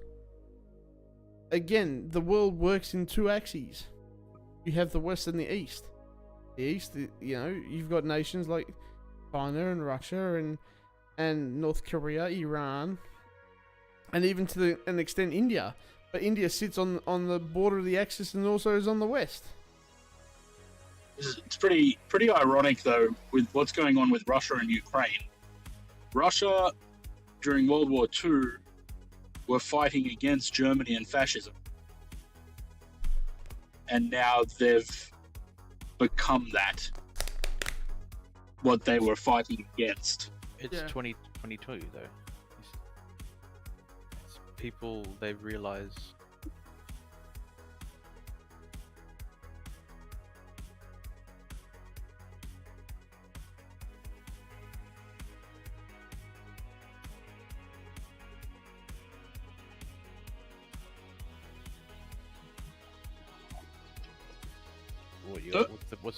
what's on the menu tonight?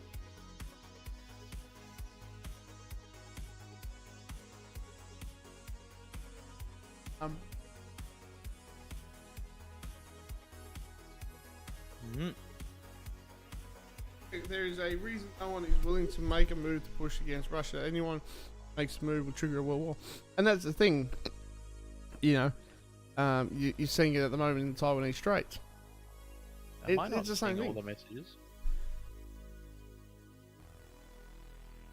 I don't know if I'm seeing all the messages. Have you got it on live chat or top chat?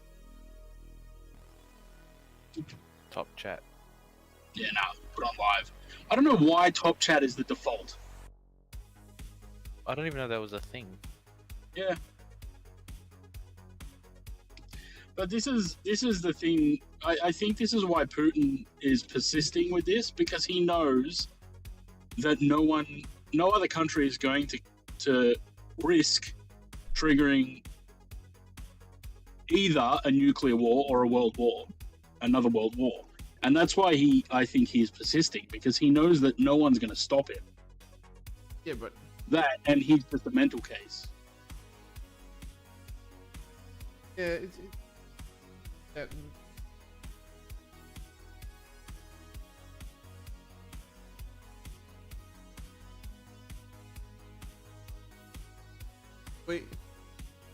The people of Russia have a play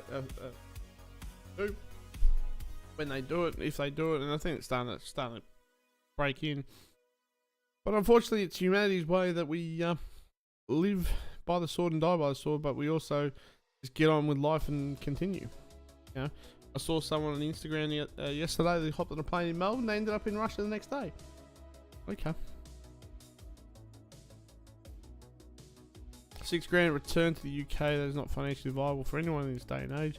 I can't see this travel boom becoming the new normal, and it won't, because the airlines can't sustain that high cost with such a low demand. You know.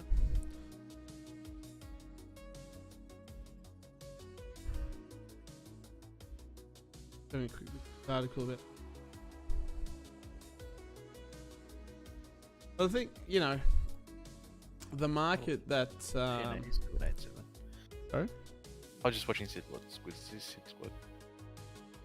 On the pond, fair enough.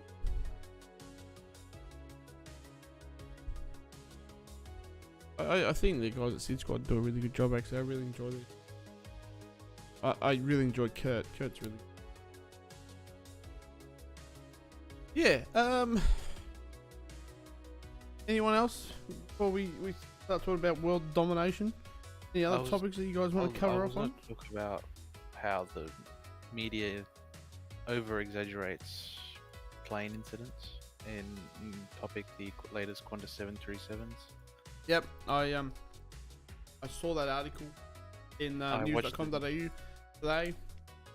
It's like, Qantas 737 was hit by lightning and had to divert to Karratha. I saw it got hit by lightning. What's that? And then the other one was the one that had the engine problem in Sydney.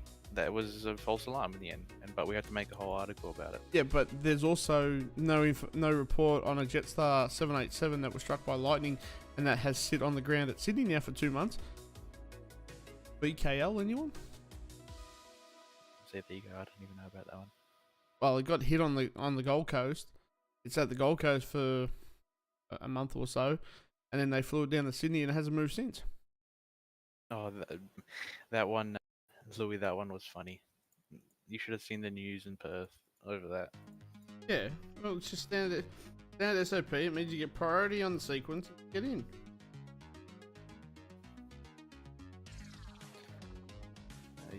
Louis, the traffic management isn't shit. It's just that we only have one runway. I wonder if Perth. I wonder when Perth will enact the next part of the airport. Locals won't let them. Again, NIMBYs, mate. Not in my backyard. How about you realise that you're affecting the greater good? Put your bloody pride in your back pocket or fuck off. You moved to the airport. The airport didn't move to you.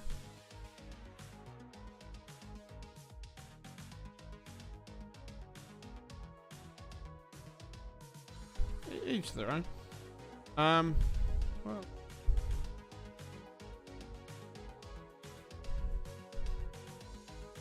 You know what's interesting? Union casts concern over Qantas execs handling bags.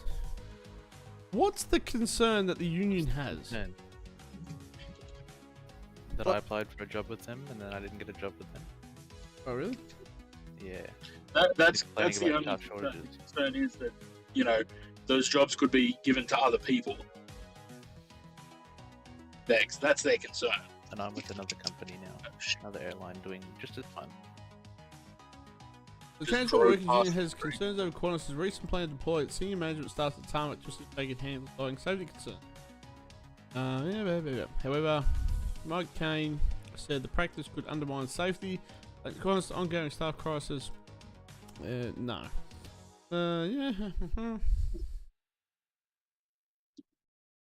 Introducing inexperienced office workers into special aviation workplace will only increase the likelihood of serious injuries and safety incidents on site.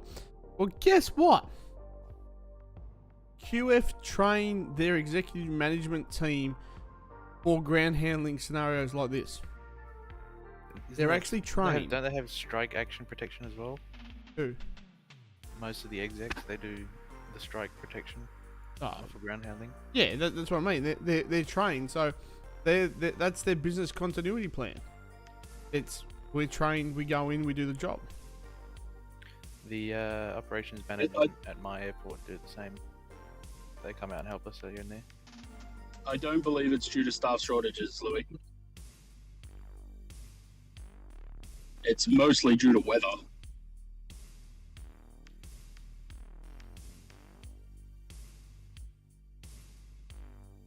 Weather and connection times. Well, that too, yes. Yeah. It's an interesting thing, and I think the unions have their Qantas goggles on, and they're gonna have a crack, and it is what it is. You know, the unions lost they say they sacked 2,000 workers. That's 2,000 workers that give $25 a month to the union. Someone do the math, please. Let's do 20,000 times 25. 40, 2,000. 50,000. So $50,000 a month has gone up in flames because they've subcontracted it out. Most of the subbies don't have aren't unionized, so they've lost nearly $50,000 in revenue per month. I don't think I'm unionized either. Are you a member of the union or not? I'll have to find out. Now you say that. Well, no, you either pay a fee or you don't. No, I don't pay a fee. I'm not Well, then you're not a directly union linked to the member. airline. I'm working for a company that It doesn't does matter, that. company or not. Yeah, but that's right. You would still have joined the union, and you would know whether you were in the union or not. Oh my god, that's a second fucking street that I've driven past. Too busy talking to you guys. Oh You- wow. You got your shirt on, Matt. Pay attention, dickhead. No, I can't wear that when I'm working. Because, precious people that get offended by every.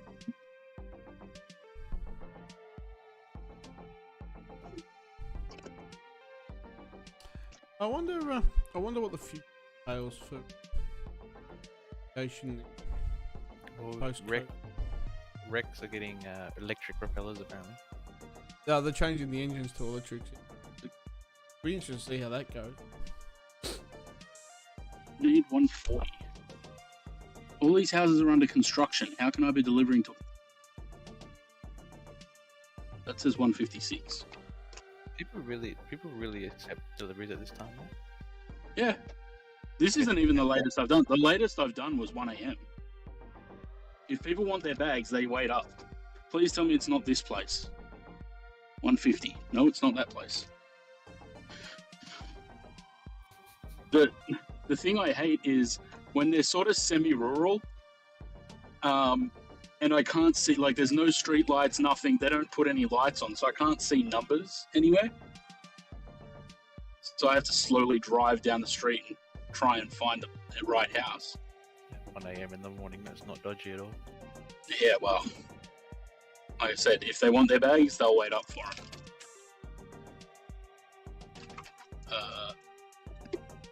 Yeah. Anything else out there?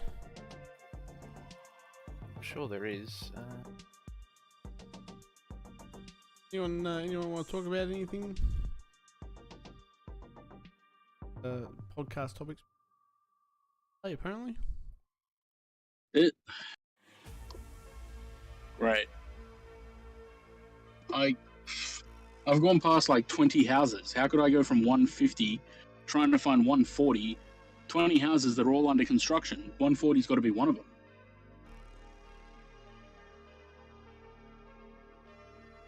Construction, construction, construction. Flying James, see if there's any topic on there you want to read. Have a read a simple flying, see if there's a topic on there you Well, want that's to talk what about. I'm sort of doing at the moment. Speaking like a bot, the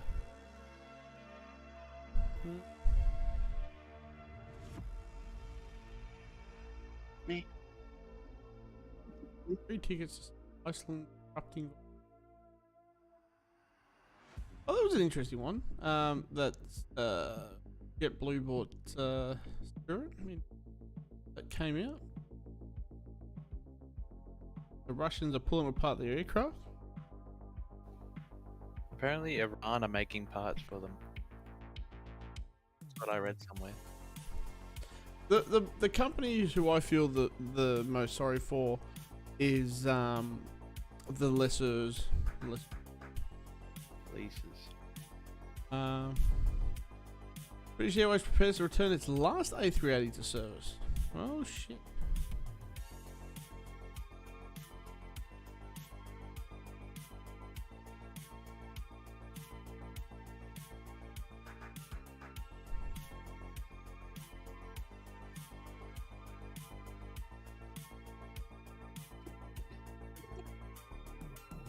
Oh, you know what? I'll take you over to my my airline over here.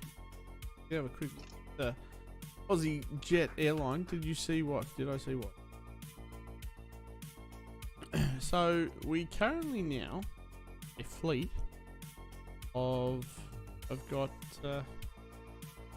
20. Oh, I'm gonna get both links changed with put it in the Discord. Yeah, you can, I don't know, you post a link, it doesn't actually show the message, it's weird. Post it in He's not in Discord. who? James Lawrence. Oh, no, I thought it was Louis.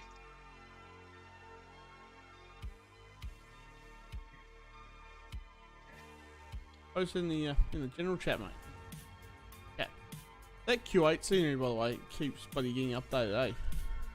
It looks good. Do you see that? Oh, you commented on my Muscat one. post about Muscat one, looks Yeah. pretty good. So my airline now consists of we have what do we got? We got one A319, 211, 213, 17, 18 A320s,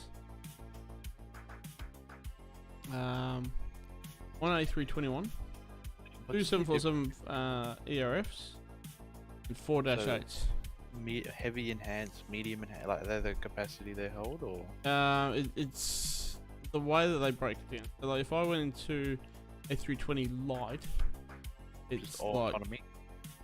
it's all economy. So I'm sort of basing off the Jetstar, right. Jetstar plan. So like this has a minimum range of max capacity at 2,930 nautical miles. Whereas say like a heavy, it has a range, max range, well, full payload range, and this is at 4,110 nautical miles. Kilometers or nautical miles?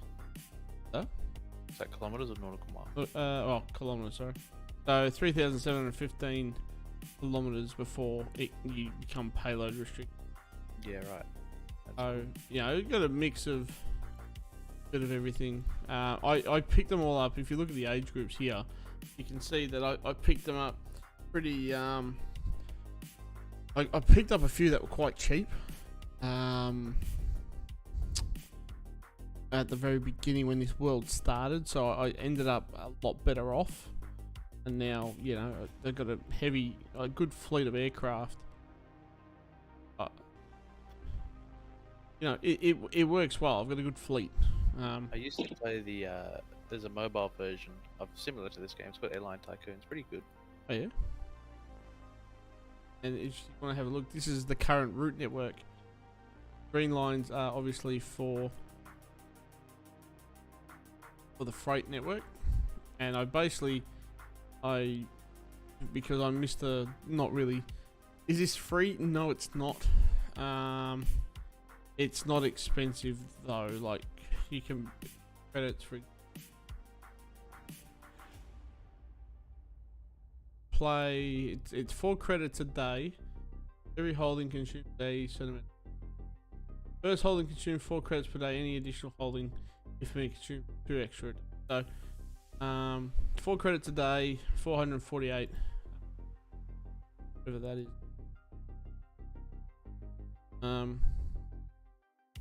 There are your prices.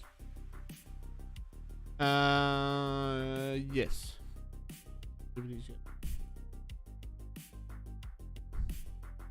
There you go. That's what it is. The prices. But yeah, you know, you're competing against other people, so it's not just, you know, like the Facebook ones and that. This is having a crack against other people, and you've got to be strategic about your aircraft and your costs and all that sort of stuff. So, like, if I go into market analysis, for example, and have a look at the Melbourne to Adelaide route, these are the other airlines that I'm competing against. You know, I'm charging $7 less per flight on cargo, for example. Sorry, 1 second. Per flight. And for example, I'm charging, what am I charging? $100, so $13 less than everyone else on the route, undercutting the market.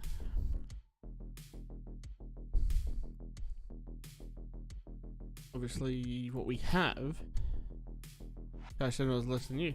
Well, you can, but good luck, because your operating costs are going to be higher because you can't get the aircraft that I have on the cheap. I'll show you some operating. But like, okay, so this aircraft at the moment is not doing very well. Looks like we're having a bit of a demand issue on these flights. Louis. And if we go to the next aircraft, for example, 320, this is an international configured one, so I'm carrying 168 packs in a slightly more spread out configuration than the 180. But you choose the service level and stuff as well. So, for example, you might offer a meal service on this aircraft compared to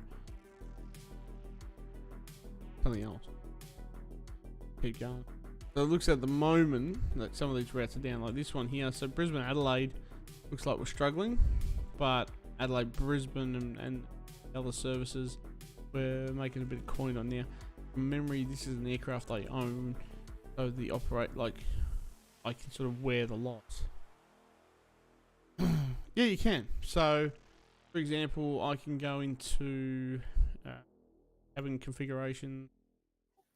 You can do this on the mobile. You can do all this on the mobile app too. So, like, I go, I don't know, A321 Heavy, for example. We want to look at La Compagnie. Right,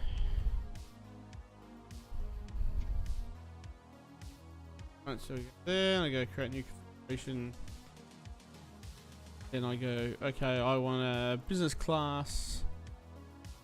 Change. I select the seat for business class. No, all the luxuries are the open suite, so it's also converts to a real bed, but within a fixed enclosure, which allows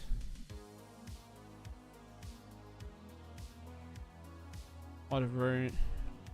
So let's go this one, for example, and I can put 30 seats in a 1-1 configuration, for example. I could change the seat. Go, so that's the open suite, so we'll go bed, put 39, for example, in the 1-2 configuration. Or again, I could change full bed to in a 2-2 configuration, like La Compagnie. So yeah,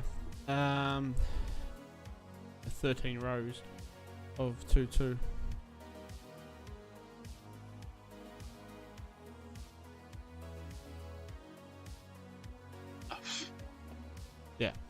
So yeah, that you can do that, and then there's obviously service profiles as well. So what you have on board, for example, like on my international services, we have soft drinks and beer.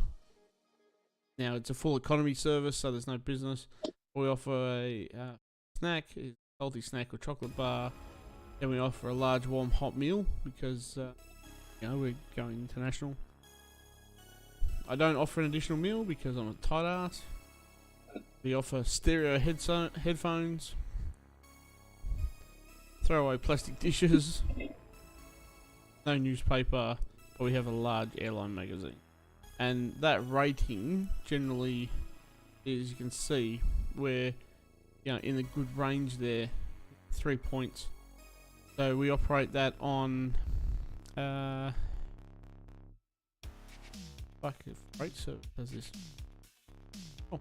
Melbourne Denpasar, Sydney Denpasar, Melbourne Auckland, Sydney Auckland, Christchurch Sydney, Perth Denpasar, Melbourne Christchurch, Sydney Darwin. I'm trying to see if I can get something out of these Darwin services because I'm struggling at the moment with these. They're sort of biting me in the backside.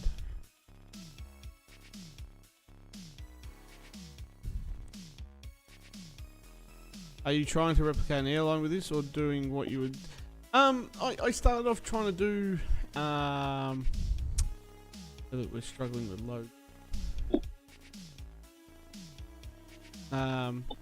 Trying to do. I had set out to sort of be a Jetstar. And it's sort of driven off. We go off this. Going off the Airlines in Global Economic Index.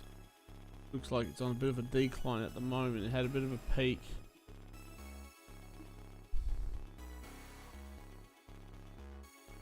Yeah.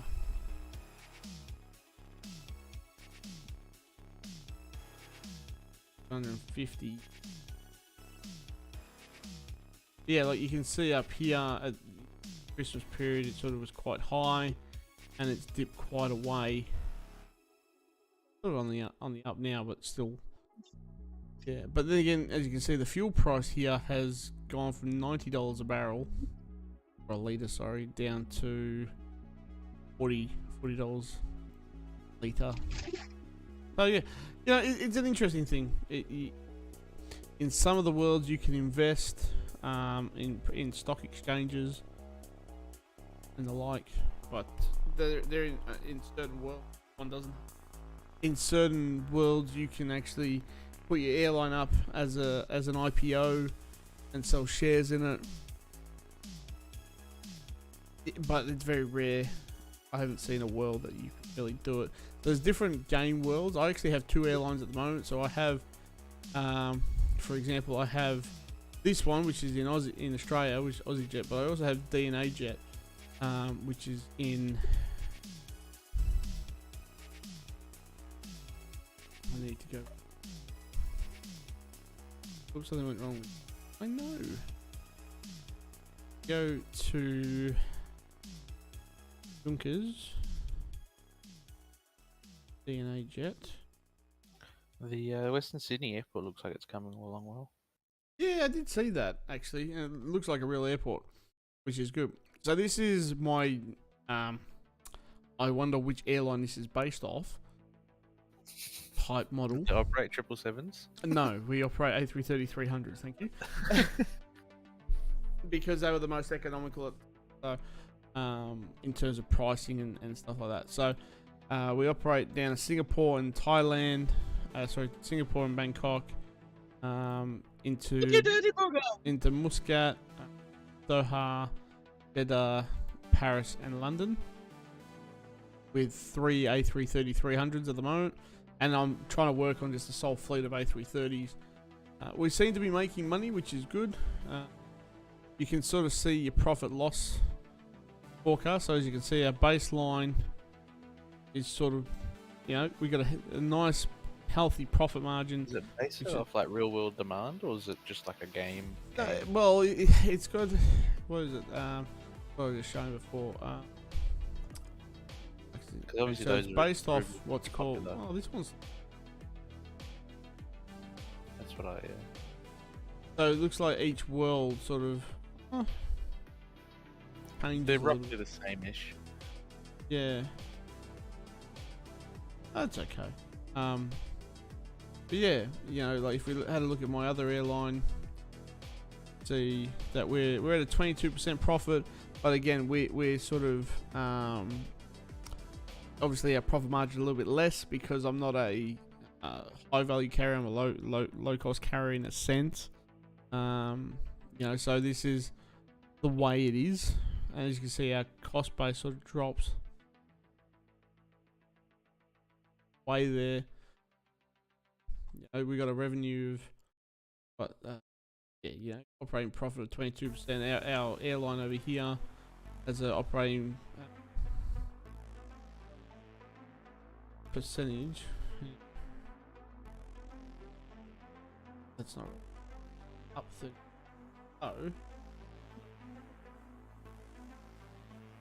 Oh, well, there you go. That's our operating profit margin is 45%. Oh, for last week it was 45%. Over here we're looking at 28%. So, you know, it's called Nowser. We operate between Neos out of WorldCamp. Good luck to you, sir. It's interesting because you can manipulate a lot of aspects in it. So, you know, you can sort of have a look at. You can change the way your aircraft handle, for example. So this is how in depth it goes. If I go into fleet management for a minute, and I'm going to have a look at what are my good performing aircraft? Got 2 aircraft in Hobart at the moment. Look at that, 2 aircraft in Hobart. Oh, there you go. Those are good performing aircraft. So we go flight plan. So you borrow when you start. Yeah, so you get given a $10 million, I don't know, investment. You don't have to repay it. Well, I'm in 2. I'm in Yiga and I'm in Junkers, whatever you want to call it. I'm in both of them. You know, each to their own. Junkers is a little bit difficult because it only allows you to have new aircraft. Where Yiga... Sorry? Junkers is where all the shit airlines go. That's why they're called Junkers. Oh, wow. You know, Junkers has... yeah, it has a setting that's set that you only buy new aircraft, where Yiga has... you know, you can buy old aircraft. So... there's a bit of a thing at the moment in this game, in this website, where a whole lot of people are buying 500 bloody IL-18s because they cost nothing to operate and make profit, which is fine in one regard. But you know, you can buy 737-400s off the market and stuff like that. So it's all there. So, for example, so you can see that I'm pretty tight. You can't. One of the things that you can't do is you can't manipulate it to a point where you have 30-minute turns. Obviously, we know that airlines in the low-cost model work on 90-minute turns. This game doesn't allow you as much as that. But like, for example, you can control... Actually, this is wrong. Bullshit. We should be using a remote stand. We should be avoiding bulk.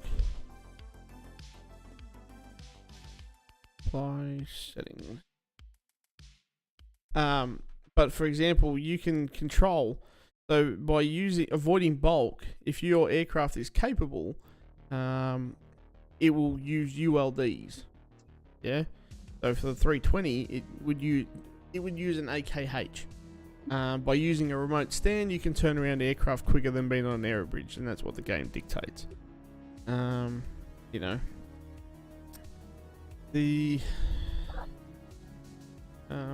So there is, where is it? Yeah.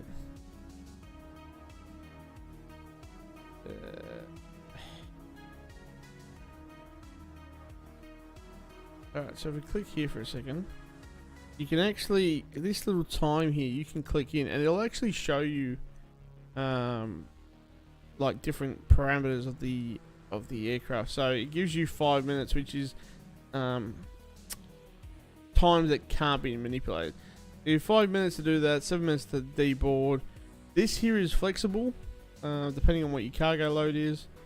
So 11 minutes. It takes 6 minutes for catering. You know, with regard to catering, it does. Sorry? Hello?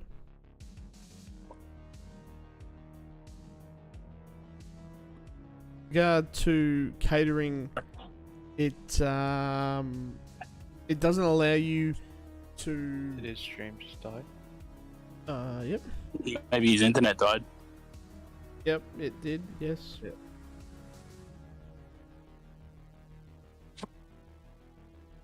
Yeah, it did. It You're back if you just click over and refresh. should be working. Yep. Apparently, I'm uploading at 10 kilobytes, 10,000 kilobytes per second. 100 megabits. Yeah, megabytes per second. How the fuck does that work? Good internet. Yeah, sorry. So, the baggage unloading that's manipulated if you use ULDs or not. Catering. The only thing that annoys me is you can't have pre-catering, which you should be able to alleviate this, but it's yeah. This is made by some guys in Europe. I'm pretty sure they're in Germany. Pretty sure so. Cabin cleaning you can't change. Refueling you can't dictate tankering and stuff. And catering loading. Then you got some maintenance checks and stuff like that if permitted. So depending on your turnaround time, you might be able to change that. Baggage loading, unloading, and taxi out time.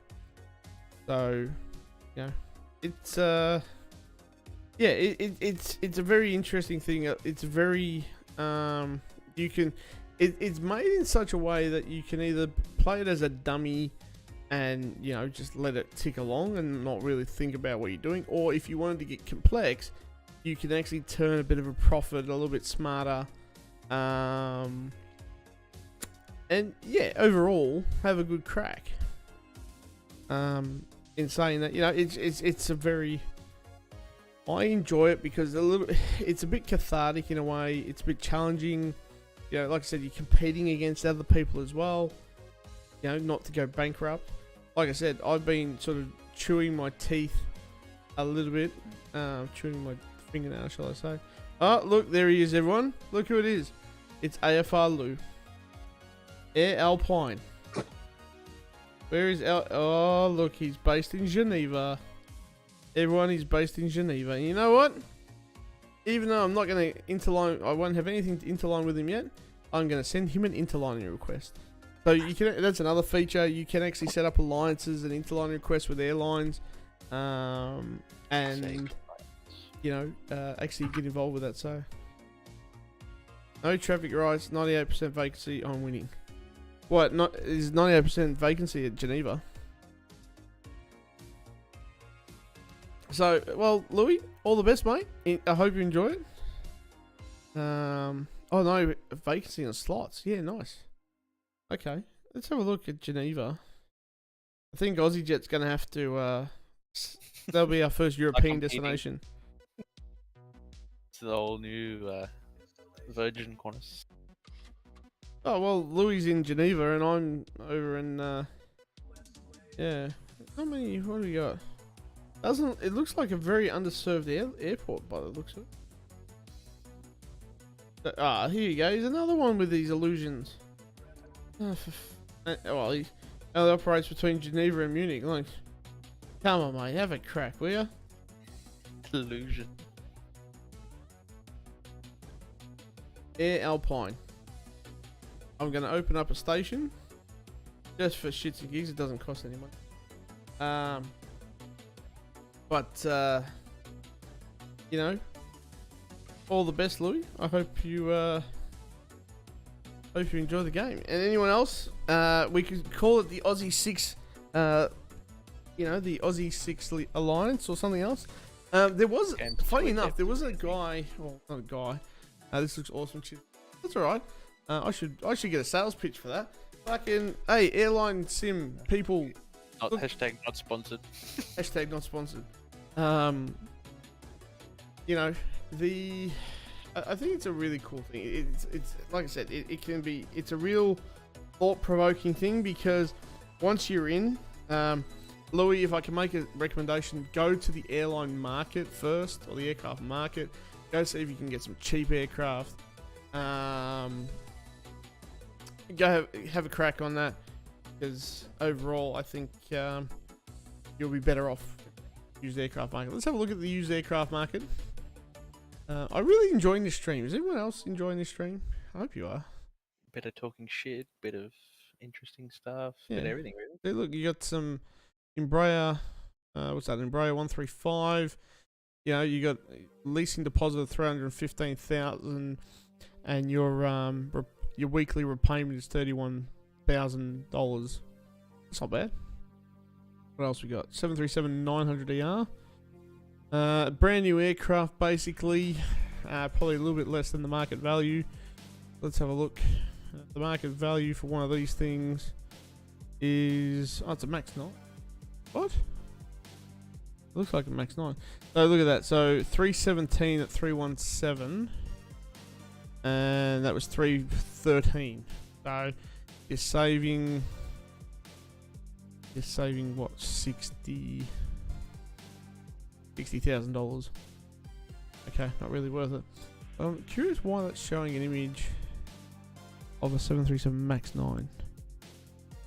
Is it? Let's give it that. Oh, maybe not. It says SSW, but I guess Yeah. it's not very well. Not a 2D. There you go. You got an A319 100LR for 1.7. Not too bad. Dornier 145 XR. I've seen a few people use these aircraft. You know, $36,000 repayment a week is not bad.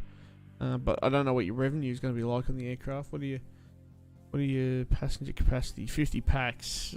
You have to be, if you're a higher value aircraft, you probably make a bit of coin on it. Or you could be like, here's an interesting thing. Look at this. I'll show you.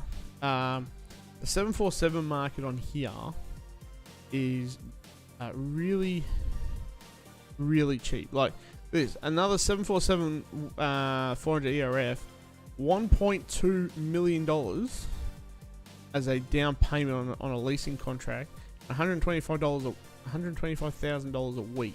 That's dirt cheap for a 747. What are you looking for? Potentially, I would be looking at, you know, if you can get something relatively good in price. For example, you know, let's have a look. Star Airline 2, nice. Been convinced. I've been convinced. See, look, you here, for example, 737-600, 1.6 mil down payment. Got a couple of older aircraft. But you got a 700 there at 1.6 2.1. mil, mate. You can buy it for $35 at PMDG. It's on On sale sale now. at the moment. What else? Is there any 7.5s? No. Start your own. There are version some of it. 7.6s around though. So, it's some 7.6 freighters. Where's the ERs? Only a few 767. People sell and distribute or lease out their aircraft out. So like I've done that. I've leased out one of my 320s. Yeah, I probably would make more money on it operating, to be honest. I just want to try out the lease. I'm getting $83,000 a week for it to operate with another airline, and it's not costing me anything. So I don't know. It's an interesting thing. I guess in one sense, in a variable market, it's not bad because you guarantee profit. But you know, could that be operating other routes and making a bit more coin potentially? Looks like it's all freighters. Yeah, it's all Finish for the freighters. night, The A330 market. Are you finished now? Yeah, all done. Oh, my internet died again. How are you having dinner, Matt? James's internet died again. Yes, it did. Yiga is the server, yes.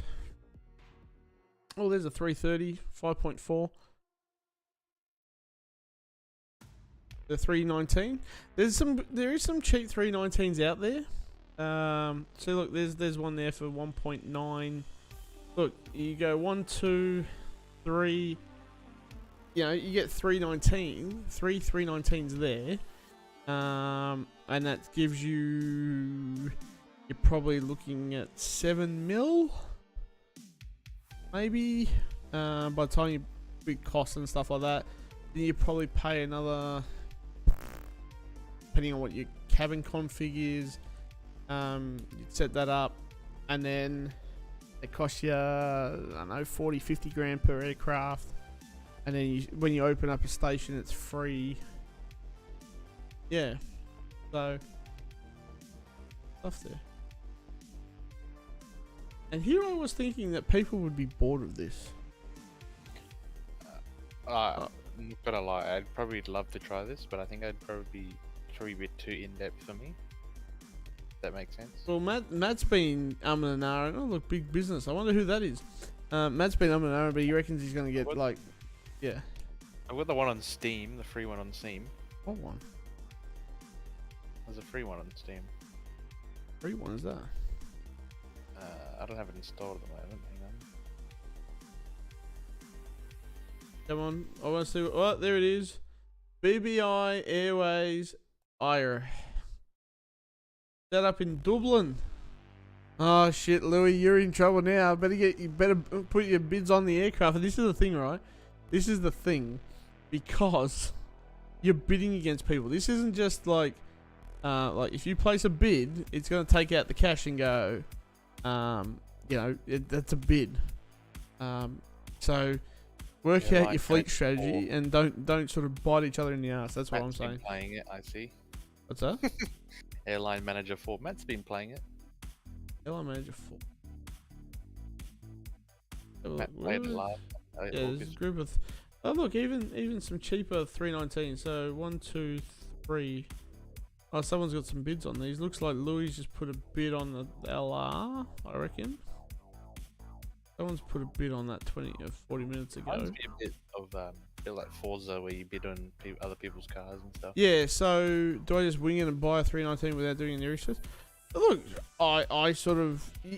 Let me be honest. I went in with what I know works in the real world. So I'm like, 320 is going to work from Melbourne to Sydney, and you know, $85 a ticket is going to work on a Melbourne Sydney because I'm going to fill it every day. You know, if you understand your market, it's probably not a bad thing. If you're going to do an all economy EasyJet type thing out of Geneva, then you know, fill your boots. You know, you can operate like I have a 319 that's operating. Where is it? 319 down here. Is that I've had a bit of. I had a 320 on these flights and I wasn't really comfortable with it. So I'm like, I'm going to stick a 319 on it just to sort of fill the RSK, the revenue per seat kilometre. That's doing a 319. Yeah. 144 out of instead of 180, I guess. Is that right? No, so it was like where is it? 319. So the right hand number. So this number is your capacity, and that's your sold tickets. Yeah, right. And cargo volume. That's ULDs by look. Is that what that 6 out of 6? Yeah, so that's we've sold 6 cargo unit spaces out of 6. Yeah, So right. we're just gonna go hit up our good friend Big Business. And go send an interlining request, just because we can, and you know that'll be our next destination. We're going to Dublin apparently. I need to I this is what I've sort of been curious about. It's like what wide body aircraft am I going to go with? Like, do I go with the Jetstar mindset and pick up 787, or do I go the early Jetstar days with a 330, or what am I going to do with this? You know, Older 767s even. what's that? You can even go older. Well, I 757. thought about that because you know you're thinking about like Australian. You go, you know, is it viable? You know, is that going to be going to open up an office here in Dublin? no traffic rights. It doesn't cost me anything, so I'm happy to open up a station over there in Dublin. It looks a little bit random. You know, Aussie Jet has opened new station in Dublin. BBI, I don't know It how doesn't to look pronounce it. dodgy at all. Sorry? Everyone else is probably like, why is this guy opening stations everywhere there that people are starting? So when are you going to open up Sky West, eh? Me, if this game was free, I'd probably get into it. Look, it's not that expensive. Like, what I say, it's like for 500 credits lasts you one third of a year. $15. Let's see, what did Louis go with? Alternatives. Louis still hasn't bought anything yet. What about the big business? The big business, has he got? It is free. I think I've already used it 2 weeks. I think I started it, never opened it again. Oh, unlucky. Join the bandwagon. Get involved. What's the website? Airline. On sim.aero. Are they based in Europe somewhere? Are they?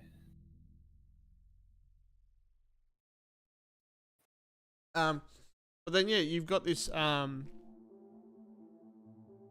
this is an external website. It's asroutemap.info, and it provides a better image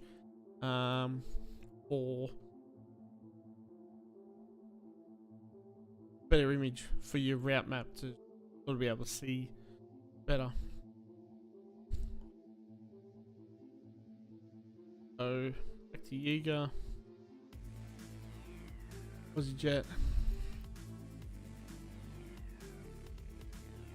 And then, yeah, so that's the route network I've got. Got 60 credit points. Oh look, there's a 747 going from Beijing to Incheon. Oh, there's a flight.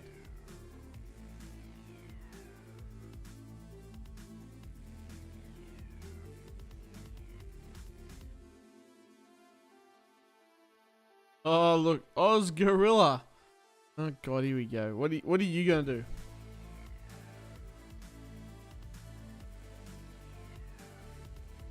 Next minute, we got the new Etihad Airways from Please. PIA. Location of the headquarters of it. Do I just put the like Perth or?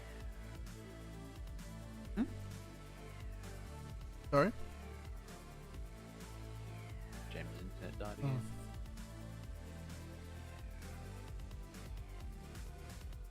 If my internet wants to keep being an ass,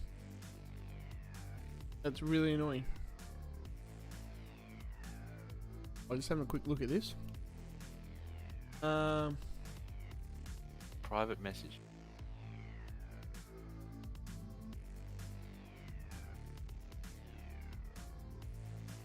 Oh. What private message? Messages on this already. Sorry? Don't worry. Yeah, there's me. Living going to Beijing.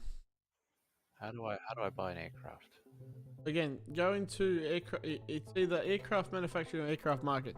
No, there's no lease now option. Ooh. There is. So if you click that immediate purchase, you're going to be paying that rate there. For example.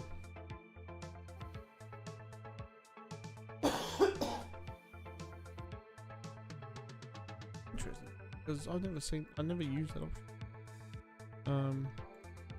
Oops. PC-12 cargo. Interesting.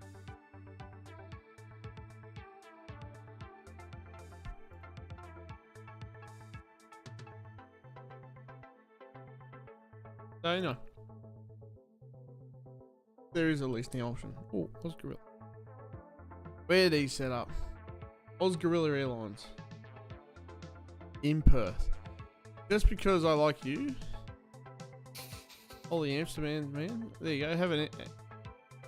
We will interline and I will feed you aircraft.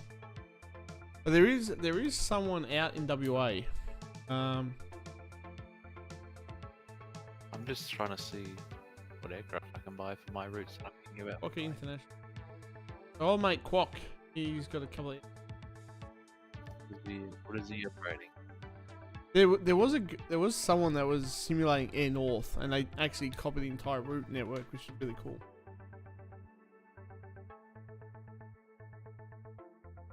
Kalgoorlie, Karratha, and Port Ellen by the looks of it.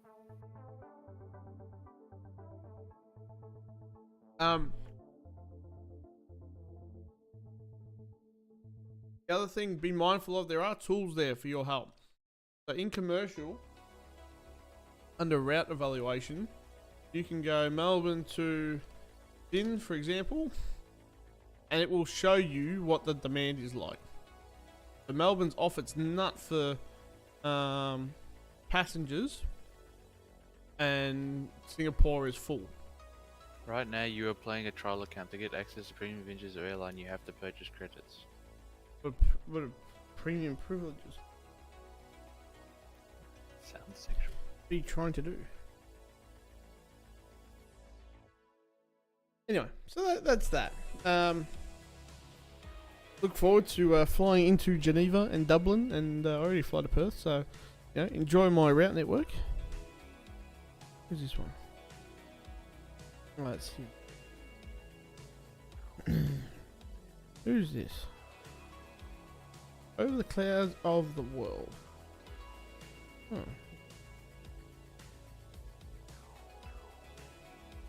Oh.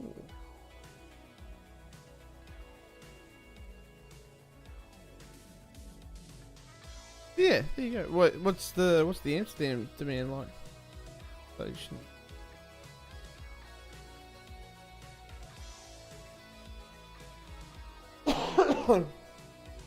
Amsterdam full.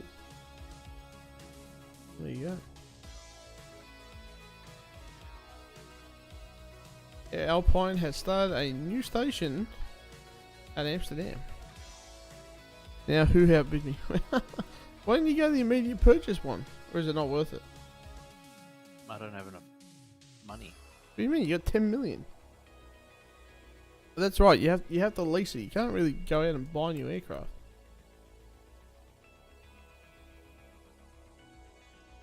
Alright, look. Air Alpine has started a new station at Nice. 208. What's that? I'm buying a Cessna 208. Really? Doing what? Rottnest Island to Perth flights? Oh, that'd make money.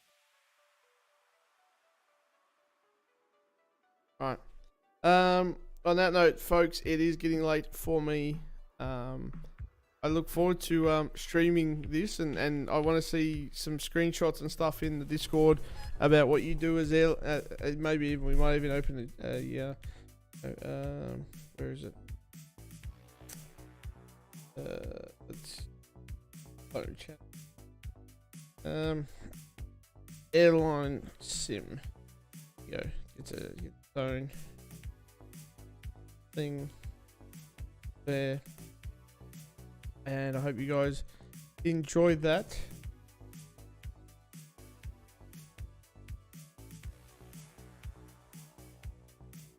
Send some screenshots. Let me know what once you finish playing around. Let's see how you're going with your airlines and all that sort of stuff. So, but for now, thank you very much, guys. Hope you enjoyed the stream. Good to be back. Good to sort of see you all around. And thank you for sticking around. I haven't seen the chat like that go off its tit for a while. You guys have been amazing. Thank you for joining in.